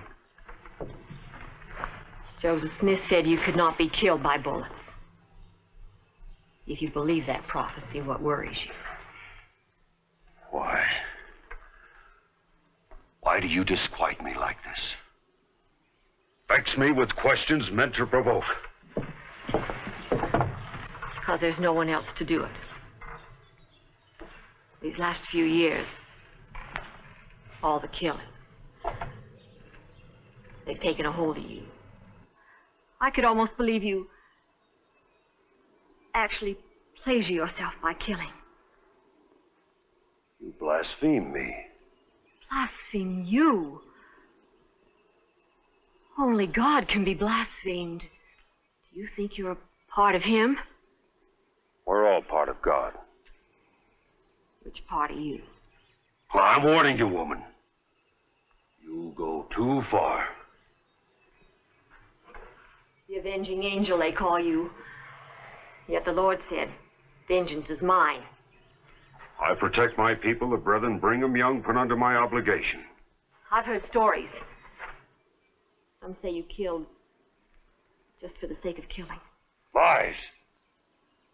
Untruths. Spread by my enemies. But you, my own wife,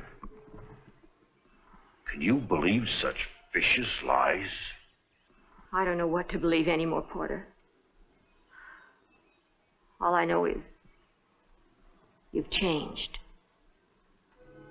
With each new killing, you become more of a stranger to me.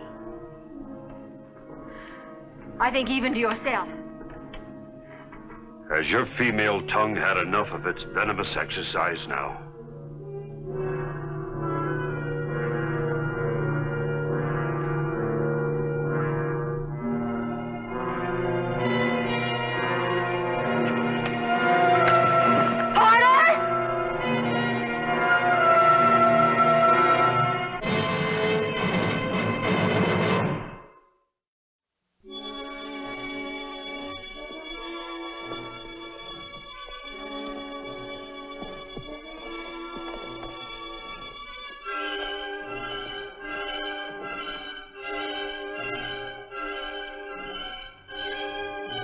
Hold it right there, Rockwell.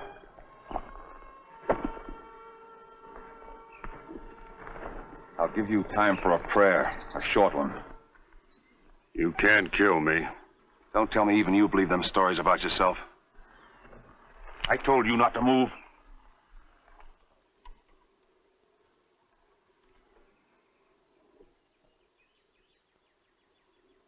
You got guts, I'll say that for you. Go home, stranger. When I'm finished. Those who live by the sword Don't shall... psalm sing me. Besides, what about you? You're supposed to have killed 100 men. Me, I've only tallied 9. You make 10. You... The rest of the jackals like you. Where do you get the gall to seek me out? Or even dare to dream that you can kill me? I don't buy all them stories about you, Rockwell. All that holy mumbo-jumbo about prophecies don't ruffle my feathers one bit. Even God couldn't protect himself against a .44 fired point blank into his gut. You blaspheme. Defile his very name with your filthy tongue. I'm gonna blow that prophecy and you full of holes.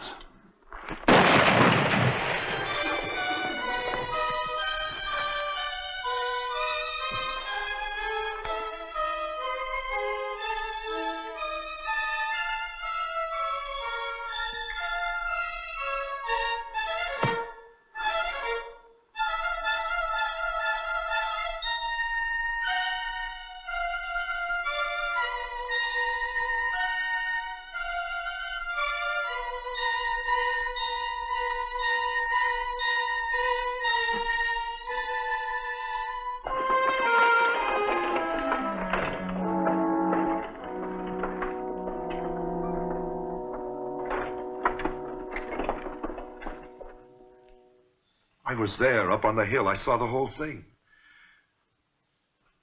He could have shot you in the back, killed you. No.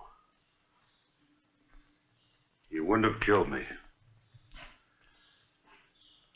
Tell me, Brother Porter, do you believe in the prophecy of Joseph Smith that you can't be killed by a bullet, that God protects you? Yesterday, when one of those two men shot you and the bullet got lodged in your coat, has it happened before? There are 2 layers of wool on the outside. Thick lining of sheepskin on the inside. Maybe a bullet can't penetrate it. Maybe? Then you're not sure yourself how it happened. I don't know when it started. 2. Maybe 3 years ago. I felt something funny inside. Something cold. Strong, like steel. And then suddenly I knew. They couldn't kill me. None of them. Then you do believe in the prophecy.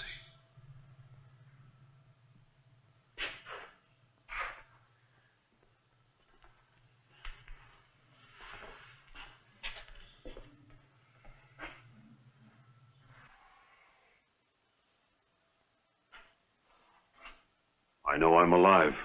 How else can you explain it? How do we know what the Almighty has deigned for us? We cannot question what will be. Only what is, and what has been.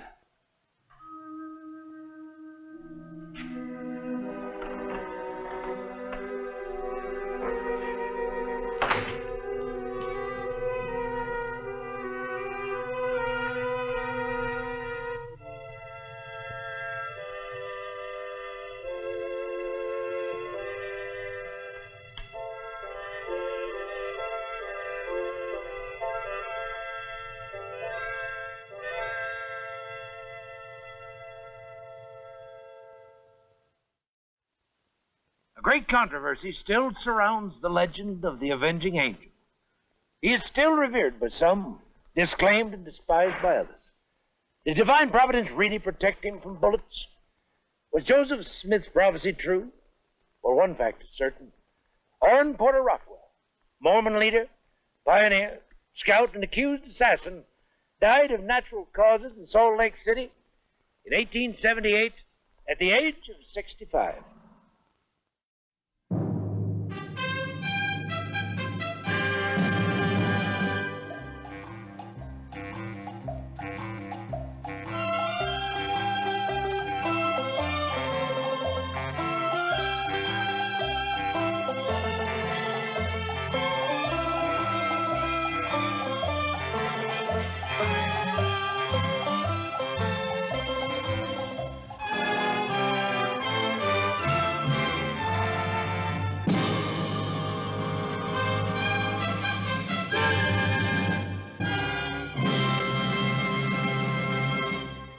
The news of President Lincoln's assassination in April of 1865 shocked the nation to its very depths.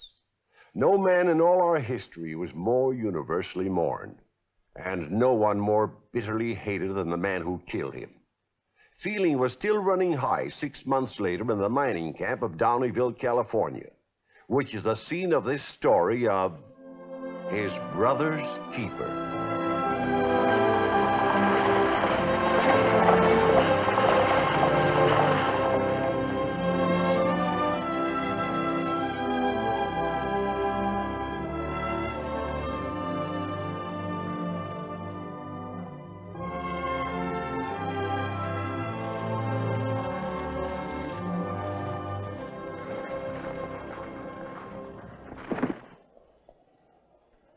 Pick it up.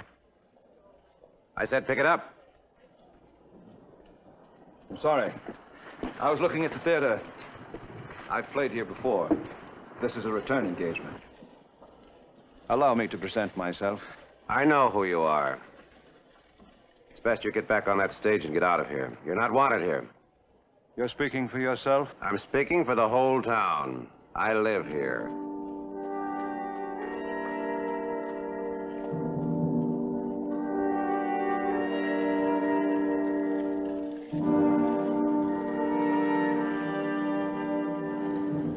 is he, Pa? And why does Mr. Rogan want him to leave? Pa? That's the brother of John Wilkes Booth, the man who shot Abe Lincoln.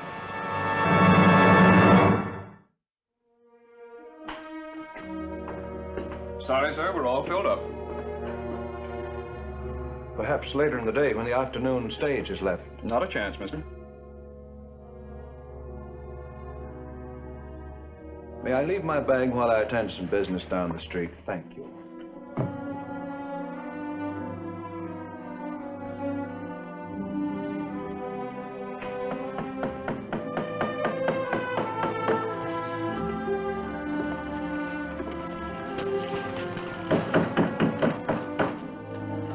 It's all right, Sheriff.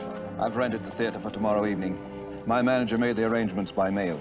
Look, Mr. Booth, there ain't no law says you can't put on a show in this town, but take my advice. Don't try it. Why not? No use stirring up trouble. Trouble? As a peace officer, I aim to keep things peaceful. Oh. The man that came in with me on the stage this morning has been talking. Now, Height Rogan swings a lot of weight around here. Give it up, mister. No show's that important. To me, it is. Oh, don't say I didn't warn you.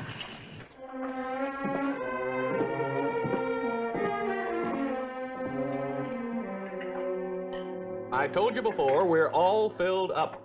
I came to get my bag. It's over there. I should think he'd change his name. I should think that... Come on, son. Howdy, Mr. Booth. Pa. I'm Jeb Hayes. This is my son, Calvin. Mr. Hayes? Calvin? Is there another hotel in the town? This is the only one. I never knew this hotel to be filled up before. You're welcome to stay out at our place. We have plenty of room. I'm indebted to you, sir.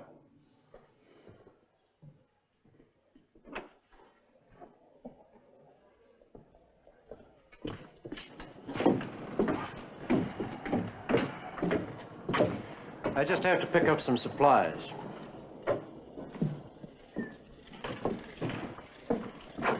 Jeb!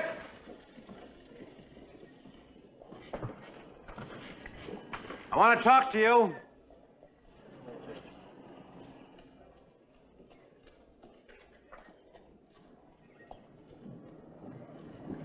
Well? I always considered you were a smart man, Jeb. I try to be. Then you ought to know better than to get mixed up with a man like Booth. I've got some supplies to pick up. This is Height Rogan you're talking to. You're doing the talking. You know who he is? I know. Is your memory so short you don't remember a president of these United States? One of the greatest men who ever lived that was shot down by John Wilkes Booth. And you'd befriend a man from the same mold. Edwin Booth never broke any laws or hurt anyone, Rogan.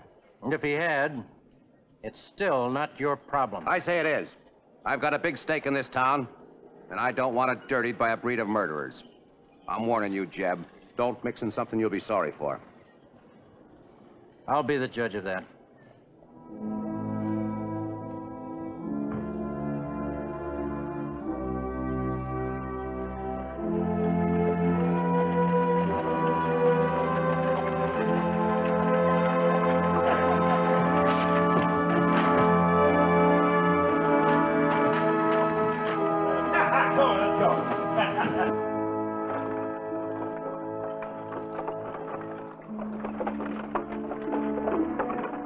It's gonna be hard on our backs, and worse than the horses. No other way, son. Dig, spit, and pull. I gotta talk to you, Jeb. Calvin. Howdy, Mr. Dooley. What's the trouble, Leif? Hyde Rogan. It's got the whole town stirred up. It's about this Booth fella you got staying at your place. They don't like it. You mean Height Rogan doesn't like it?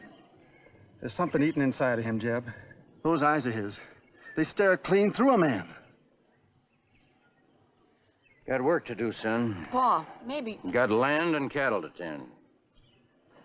Appreciate you riding out, Leif. Jeb.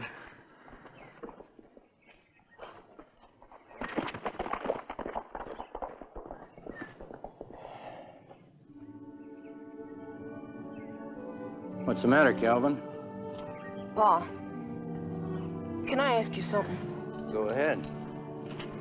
Well, don't you feel kind of ashamed having Mr. Booth right here at our place? I'm honored. Edwin Booth is one of the greatest actors this country's ever had.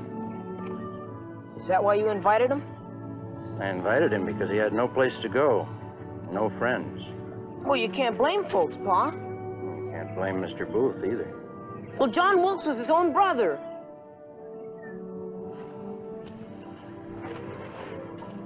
You remember that outlaw stallion Newt Wilson had? Yeah? Nobody could break that horse. It was bad clean through. Newt finally had to shoot it. But the mare that foaled that outlaw was a good, gentle animal. And the two colts she's had are just like she is. But people don't like those two colts. They don't trust him. In the same way Hyde Rogan feels about Mr. Booth. I see what you mean, Pa. The only difference is the colts don't know it. That's right, son. Getting pretty close to supper time. I'll unhitch the team, Pa.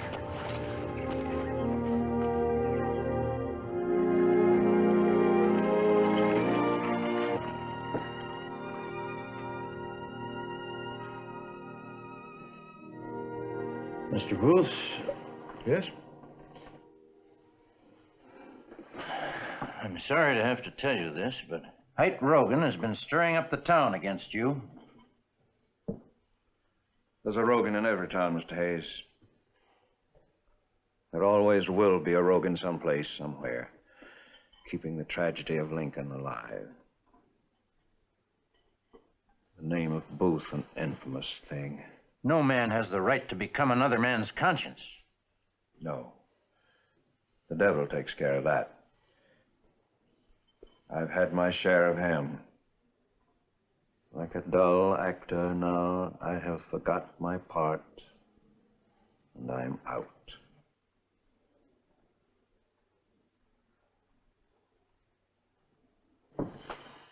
Even to a full disgrace. Shakespeare? It's a tragedy of Coriolanus. Are you familiar with the work? No. I did see a performance of Hamlet once, right here in Downeyville, back in '52. I was a boy of 19. I played here with my older brother, Junius. It was the height of the gold rush. If the miners liked your performance, they showered you with gold pieces. If you disappointed them, they tossed you in a blanket. Downeyville was good to me. That's why I chose this place, to try and find myself again. Last April, I announced that I was through. I would never make another public stage appearance. A man can't go on living in hiding forever while his debts accumulate. I admire your courage. That remains to be seen. Tomorrow evening will be the test. Whether I have what it takes to face the Rogans of the world. I'll give up the only thing I love, the stage. Well, you can count on one man in your audience applauding. Two.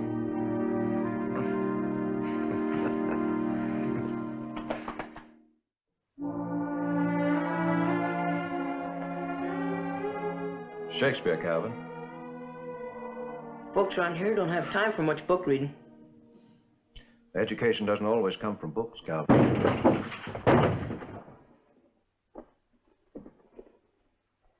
We got a horse for you outside, all saddled up. Rogan sent you? Yeah, Rogan sent us. Escort you back to town, onto the stage, and out of this territory.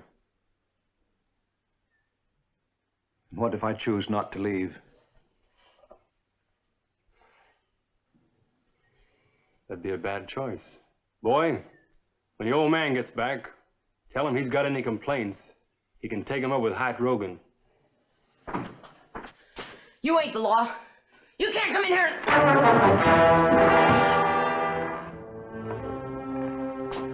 Boy's got too much sass. That's the trouble with young'uns these days. Any objections, Mr. Booth? Come on, let's go.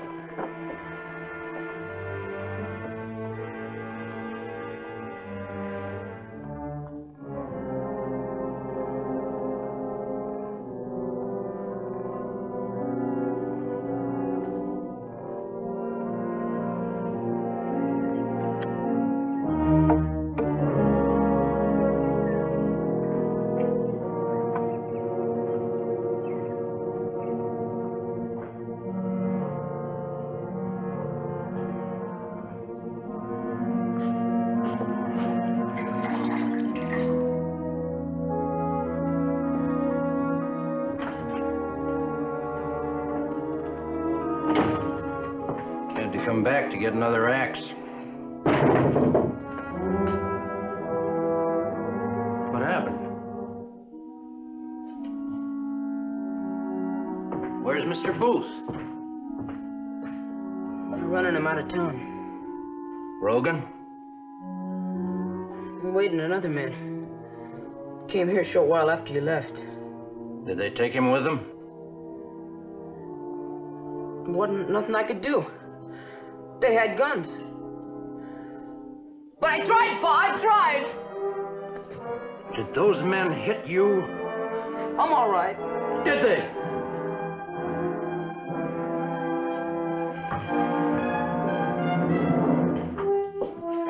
Pa, please don't fight them. Pa, they'll kill you. I'm against violence.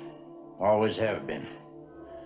But when somebody takes a guest by force from my house, abuses my son, then it's time I did something about it. Can't you understand that, son?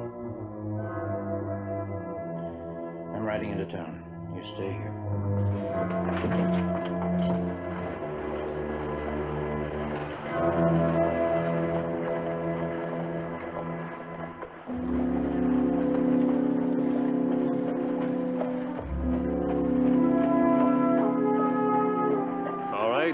The stage leaves in a half an hour. Mr. Rogan already paid your fare. I'm surprised he isn't here to see me off. Well, now, he's a busy man. We'll draw a waiting in there. Come on.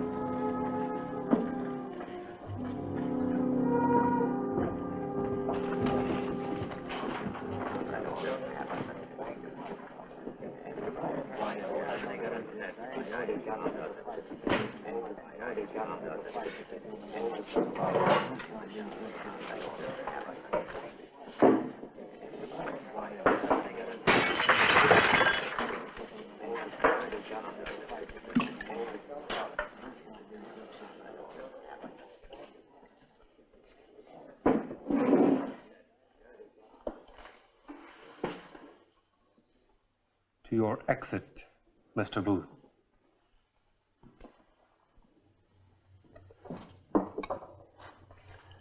If I had my way, you'd go out on a rail in a pretty costume of tar and feathers.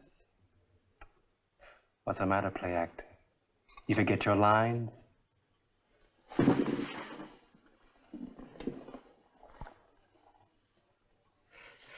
Fancy gold-plated words. Does some of the hogwash folks pay good money to hear you do?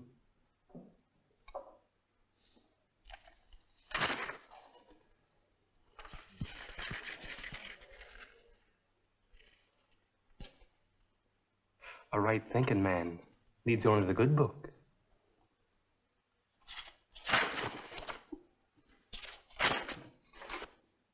Nothing else. It'll make it lighter. Travel light. That's my motto. That'll do, Wade.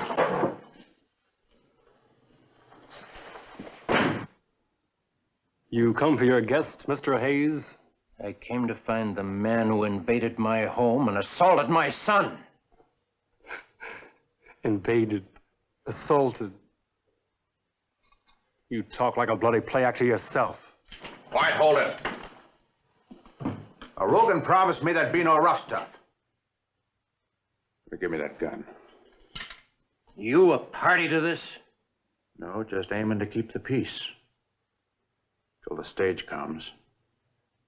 You will be on it, Mr. Booth? Do I have a choice?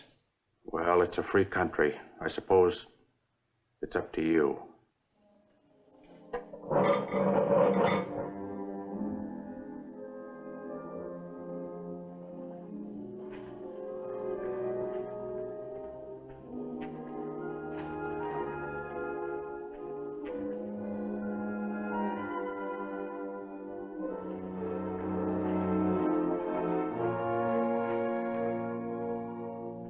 There will be a performance this evening at 8 o'clock. You're invited, Sheriff.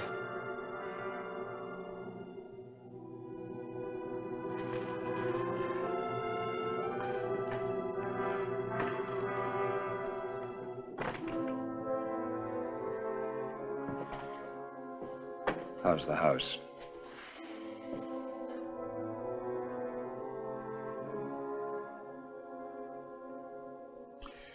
It's early yet. Any sign of Rogan? No. Good.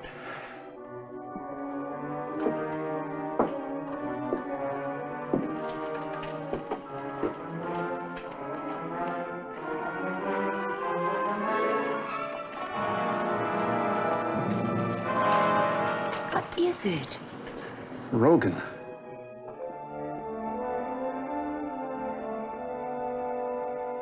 Come on. What's your hurry? Oh, I want to get a good seat. There's plenty of time.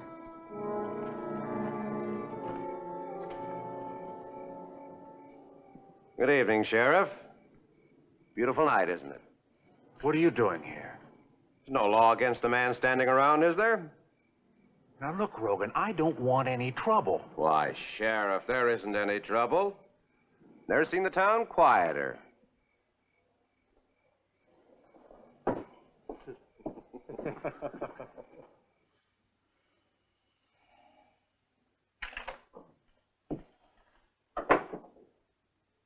Well, it's no use, Mr. Booth. You'll never get an audience the way things are. You may as well give up and go home. I'm sorry.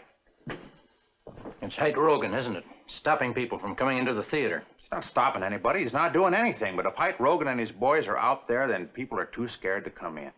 Can't you do something? What can I do, Jeb? Ain't breaking any laws. I'm leaving town tonight on business.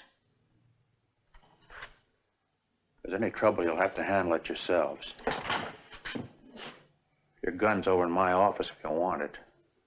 Thanks, Roy.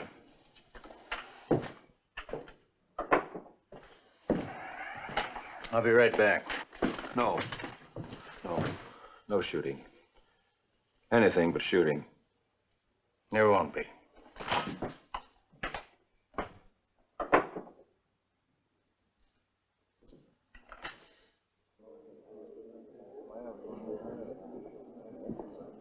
The curtain's ready to go up, folks. Mr. Booth is waiting. You can wait until hell freezes over. It seems to be a place you're well acquainted with, Mr. Rogan, but you're not going to turn this town into one. What do you mean by that? A place where folks are afraid to call their souls their own. Still meddling, huh? Are you going to let a bigot like Rogan here bully and scare you into...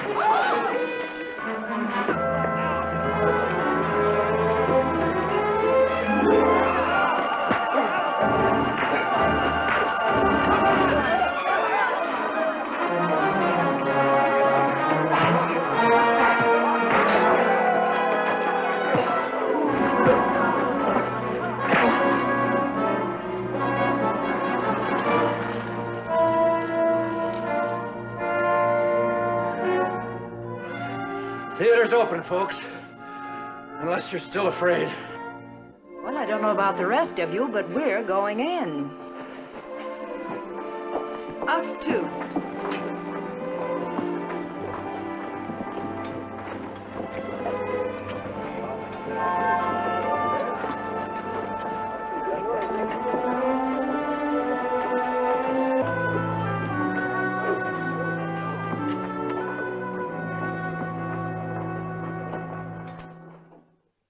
We are such stuff as dreams are made on, and our little life is rounded with a sleep.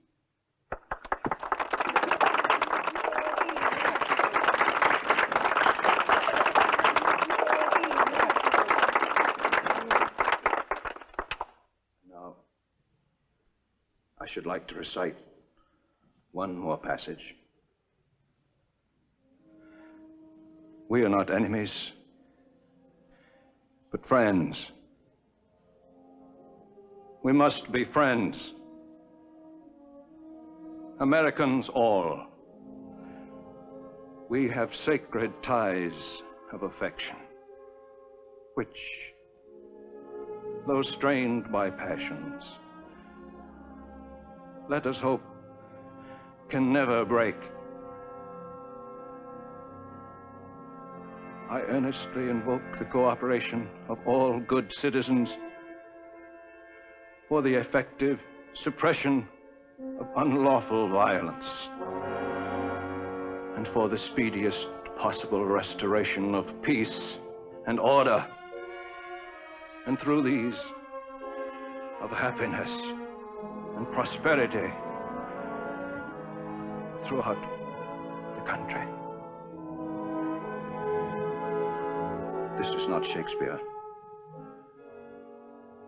These words were written by another great man, Abraham Lincoln.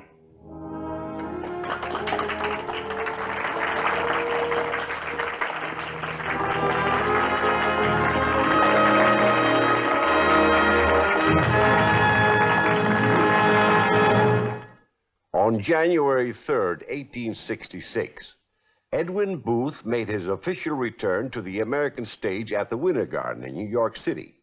But the way was paved. The real test met. 3,000 miles away in a California mining town.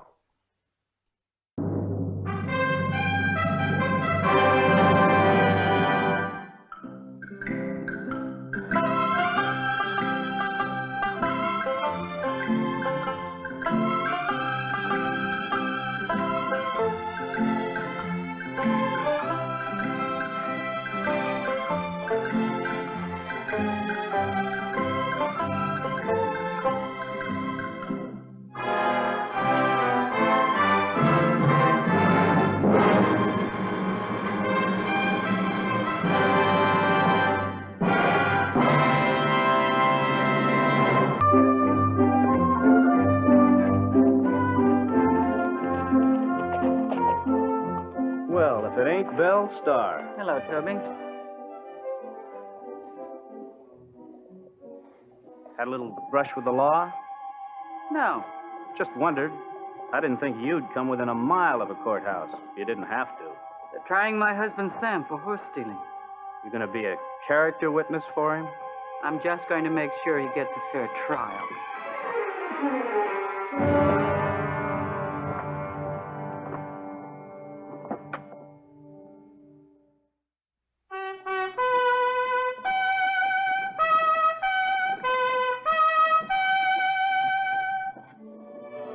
Death Valley Days. Howdy, folks. I'm the old ranger. It was said of Belle Starr that she never forgave a foe or forgot an injury. And it was here in this courtroom at Fort Smith, Arkansas, that the former queen of the outlaws was to receive a hurt that caused her to prepare a bullet for the D.A.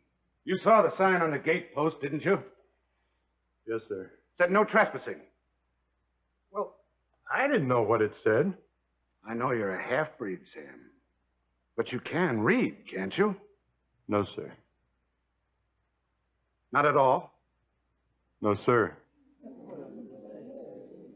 Well, now, what would you think that a sign on a ranch gate might mean? Come in, help yourself? You could guess that it said keep out, couldn't you? Well, I didn't know. Sam, what's that? It's a $10 bill. How do you know? Well, I can just tell. Even if you can't read? Sam, look out that window. What's that building opposite? The one with the lettering on the window? Saloon. But you can't read. Where does that door lead to, Sam? Jail.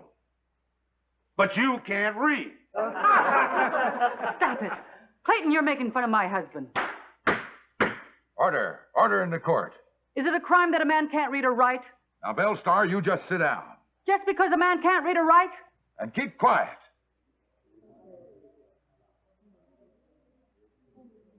This court agrees.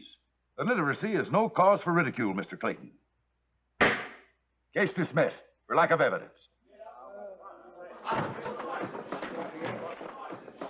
Well, honey, I told you I'd get off. I could kill him. Who? Clayton, the DA. Telling the whole world that you couldn't read or write. Well, it's the truth, Belle. I can't. Died of shame. I'm sorry, Belle. I didn't know it mattered that much. He's going to pay for this. You wait and see. One of these days, I'm going to get you, Mr. District Attorney. And I mean, I'm going to get you dead.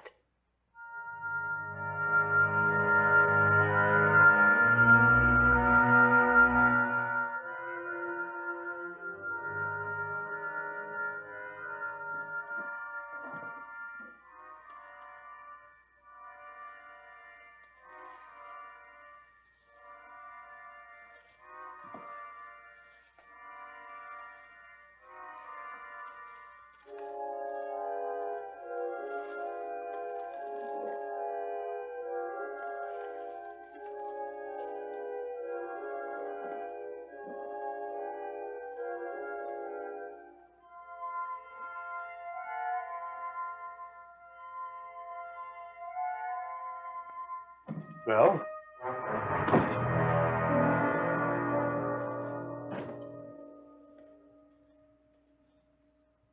Where are you going? Just past midnight.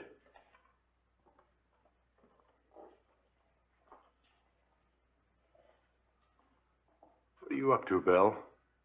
I thought you ought to know. I would have wakened you and told you. I didn't know there's any secrets between us. This isn't much of a secret. The DA? Well, you ain't going out in the dead of night to gun a man down. Well, I wasn't planning to climb in his bedroom window and start blazing away, if that's what you mean. Never mind what I mean. What do you mean? Our worthy district attorney likes a few nightcaps at the Queen High Saloon. You was going to wait for him in some dark alley, huh? If you expect me to be fussy the way I kill a man, Well, this isn't you. Ever since that trial. Yes, ever since that trial. There was no harm done. These people still treat me just the same. I haven't lost any friends. Sam, people treat you the same, and you haven't lost any friends because everybody knows you like I know you. You're fine and you're decent. That's why I'll never forgive him for making a fool of you that way. Well, honey, I appreciate the way you feel. But you can't go fighting my battles for me. I know I'm ignorant, can't even read or write. Someday I'll learn, though, I swear. But I'm a grown man. I do my own fighting. This time, all that ridicule and humiliation was aimed at me for what I've been. I'm going to handle it my own way. I ain't going to let you out that door. Try and stop me.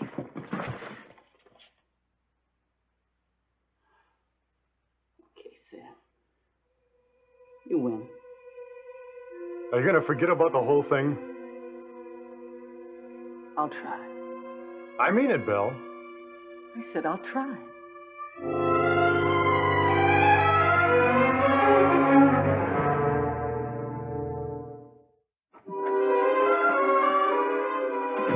Belle? Belle? What is it, Sam? I picked this over the express office. It's addressed to you. Something from Chicago. I know what it is. Some pictures I sent away for it. Pictures? To hang on the wall instead of all these horns. Oh. I got the newspaper for you, too. Thanks, Sam. Dinner's ready anytime you are. I'll go wash up. Oh, by the way, honey, I met Judge Parker on the street today. He said he wants to see you. The judge? What for? He didn't say. He just said there was something he wanted to talk to you about. For you to drop in at his office first chance you get. If you don't, he's coming out here. I haven't done anything. I'm clean with the law. Well, we both are. You can't be tried twice for the same offense. I know that for sure. Hitch up the buckboard, will you, Sam? Are you going to see him now? There ain't that much hurry. I won't be able to rest until I find out what's on his mind. The worst part of having a past. You never know when it's going to rear up at you. Belle?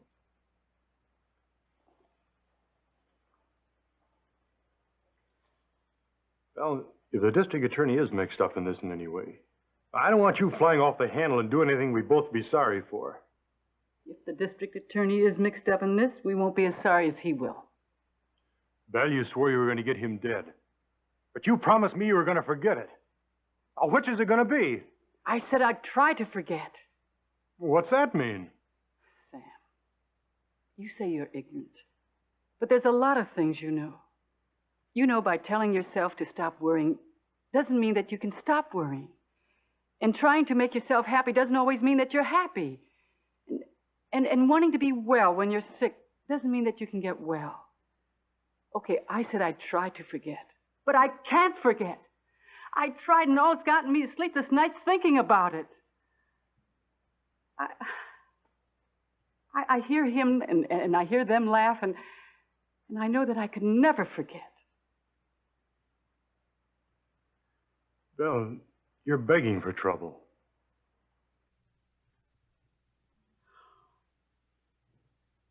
All right.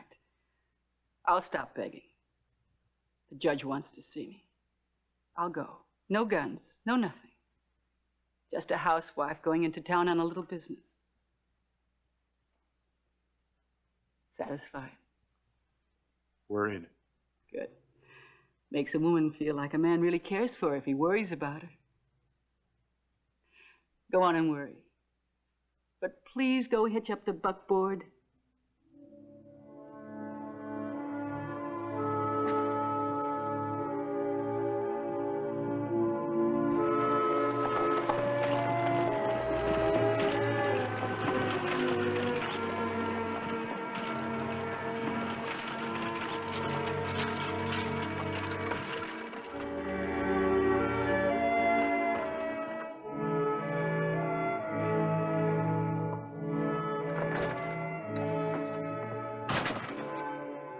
Mrs. Starr, I beg your pardon.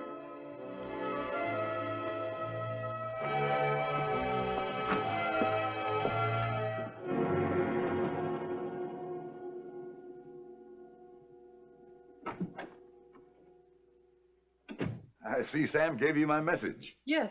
Good. Sit down.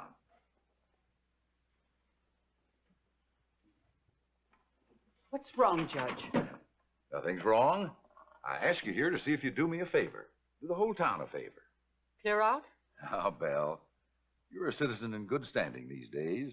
Folks still stare at me when I walk down the street. That's just the point. You'll draw a big crowd. Where? When? What are you talking about? Our semi-centennial is coming up next month. What about it? I'm on the committee for special events. I got a great idea. Now, as a climax to the celebration, we'll reenact the famous holdup of the old Butterfield stage. I wasn't even alive then. You can't pin that on me. Neither was I. I'll take part if you will. I'll ride on the stage as one of the passengers. You lead the gang of bandits. Nothing doing. Now, Belle. I've gone straight. It's a mock holdup. Guns with blanks. I'm trying to live down my past. This won't do me any good. Do Fort Smith a lot of good. While bring folks in from all over the county. Make the show a success. Get somebody else. Get a man. Nobody will be the box office attraction that you are. Belle Starr, Queen of the Outlaws. That's a left-handed compliment if I ever heard one. The answer is no. I'll ride on top with the driver, and you can steal my gold watch. I've already got a watch, and I didn't steal it either. I'll do even better than that. I'll be one of your victims. You can shoot me. Shoot you? Well, there are a lot of casualties in that old holdup. We'll act it out true to life. Guns popping all over the place. Folks whooping and hollering. Very generous of you, Judge, to offer yourself as a target, but You can't disappoint us, Belle. Everybody's counting on you. Yeah? Well, I'm lining up local celebrities to ride in the stage as passengers. There's the mayor, the sheriff, the DA. Mr. Clayton? Yes, it's going to be a real honor. You can pick your own gang. There were 5 in that original bunch. 3 of them were killed. What happened to the leader? He got away. In that case, maybe I'll say yes. Thank you, Belle. I knew I could count on your public spirit.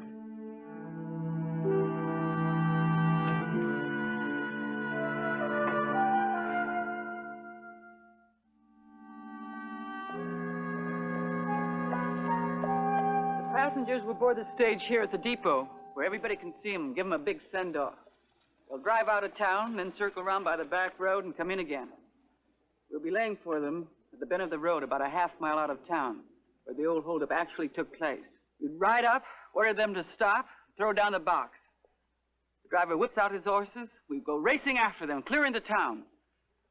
It wasn't much of a town in those days. It's going to be a running gun battle, 6 shooters popping all over the place. 3 of our men are killed. You... And me? No. And you, Jim. Now, let's ride out to the scene of the holdup and sort of go through our paces, boys. All right?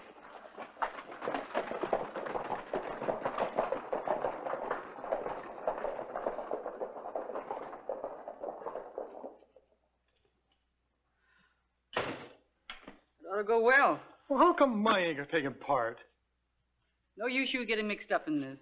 Well, I can ride faster and shoot straighter, even if the bullets are all gonna be blanks. All but one. What'd you say? Nothing. There are other ways that you can be more useful in this show, Sam. Yeah, like what? Acting as a scout? I don't savvy. You will.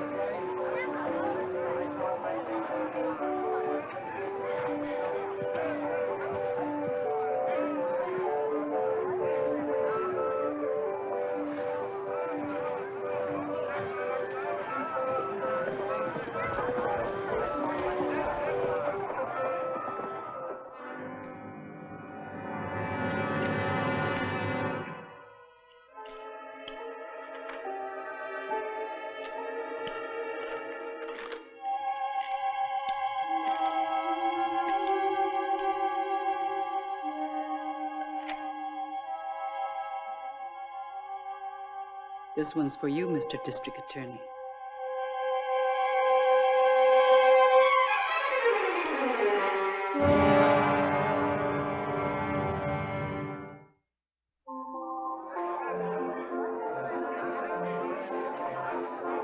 Ladies and gentlemen, your attention, please. The big finale of the day's events will be a thrilling reenactment of the famous stage holdup that took place here in the year 1836. We have here the original coach and 4. Well, the original coach, anyway, bearing the scars of that battle. At 4 o'clock sharp, the passengers will board the stage, the flower of our citizenry. It's 3:30. You get back there and watch them board the stage so you can tell me who sits where. You mean? Which seat each one takes. Judge Parker said he'll be riding on the top. Oh, I can see that for yourself. The ones inside we can't. Who's on the left, who's on the right, and who's riding frontwards. Does it matter? When you're putting on a show, Sam, every little detail matters. Now get going and hurry back here as soon as the stage takes off so you can give me the word.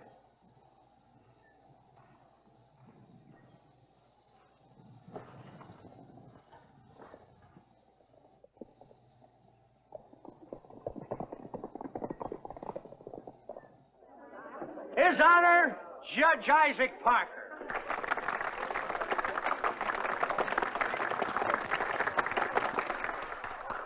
His Honor, the Mayor of Fort Smith. Sheriff of San Sebastian County. Our District Attorney, Mr. Frank F. Clayton. Mr. Frank Clayton. Hey, Clayton.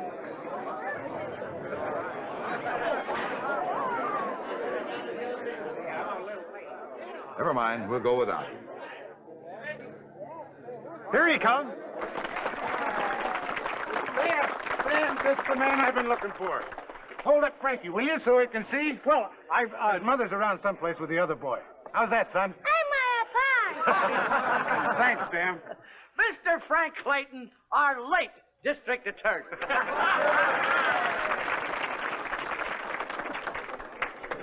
Goodbye, Papa.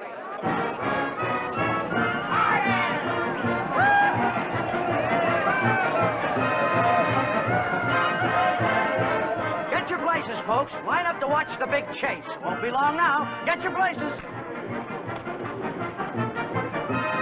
Hey, Jerry. Come here. Yeah, what is it, Sam?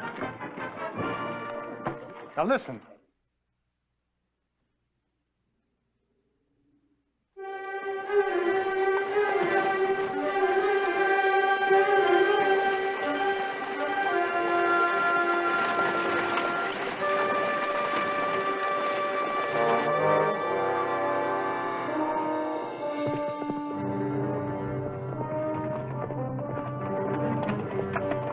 Miss Starr.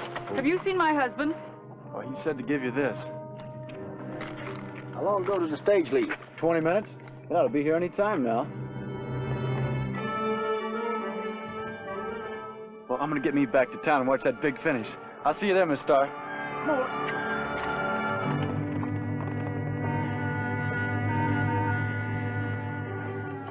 Belle, get ready.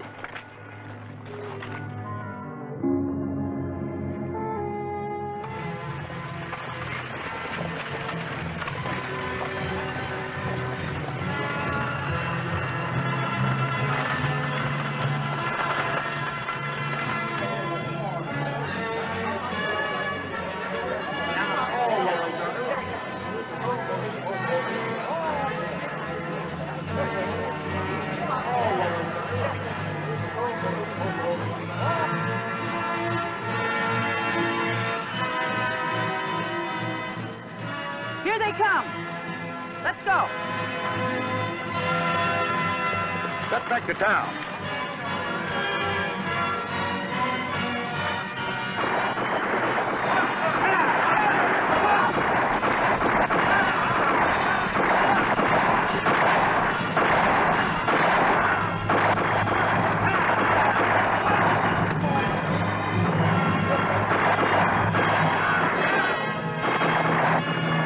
Here they come!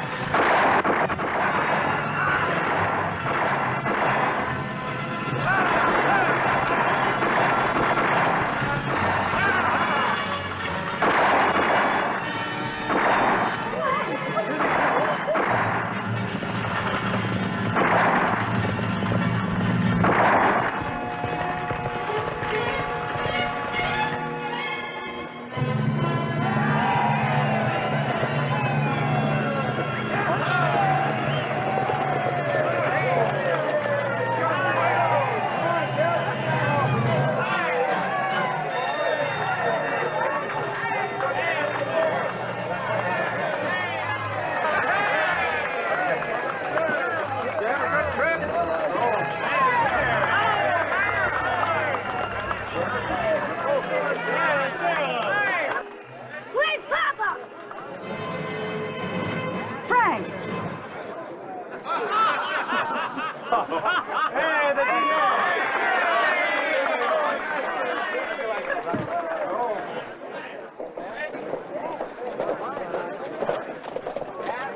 Three cheers for Belle Starr.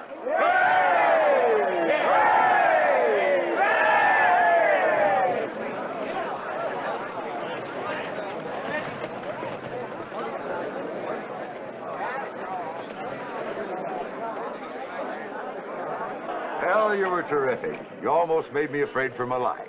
It was a great show, Bell. Couldn't have been more real. Yes, it could have, Mr. DA, and it would have. It wasn't just something I had to have you see. Take a look at that. Don't you ever make fun of my husband again. Sam wrote that. He has his name on it. Sam has learned to read and write. Mr. Clayton ought to know, honey. It was him who taught me how. You? It was the least I could do after all those jibes I took at him in court. I told him how ashamed you was of me. I hadn't realized how much you took it to heart. You taught him yourself? A man Sam's age couldn't be expected to go to school with 5-year-olds. Sam, why didn't you tell me? Well, I was saving it for a surprise. Then when the DA told me to hold his kid just before the show, well, I knew I couldn't bring the word to you myself. So there's nothing left to do but write you a note.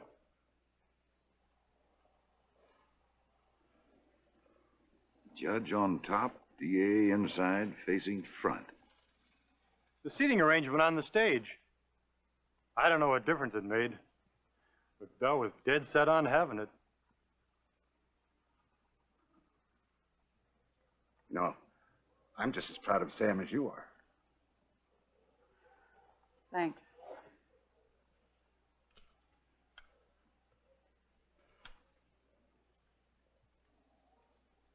You better take this, Mr. DA.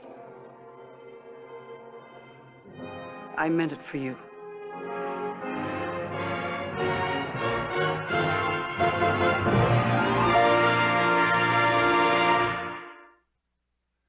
Bill Starr and the district attorney became fast friends. One of the pictures which Clayton cherished for the rest of his life was this photograph of Bill Starr holding the gun with which she planned to kill him, but didn't, only because she wanted the satisfaction of showing him her husband was no longer illiterate.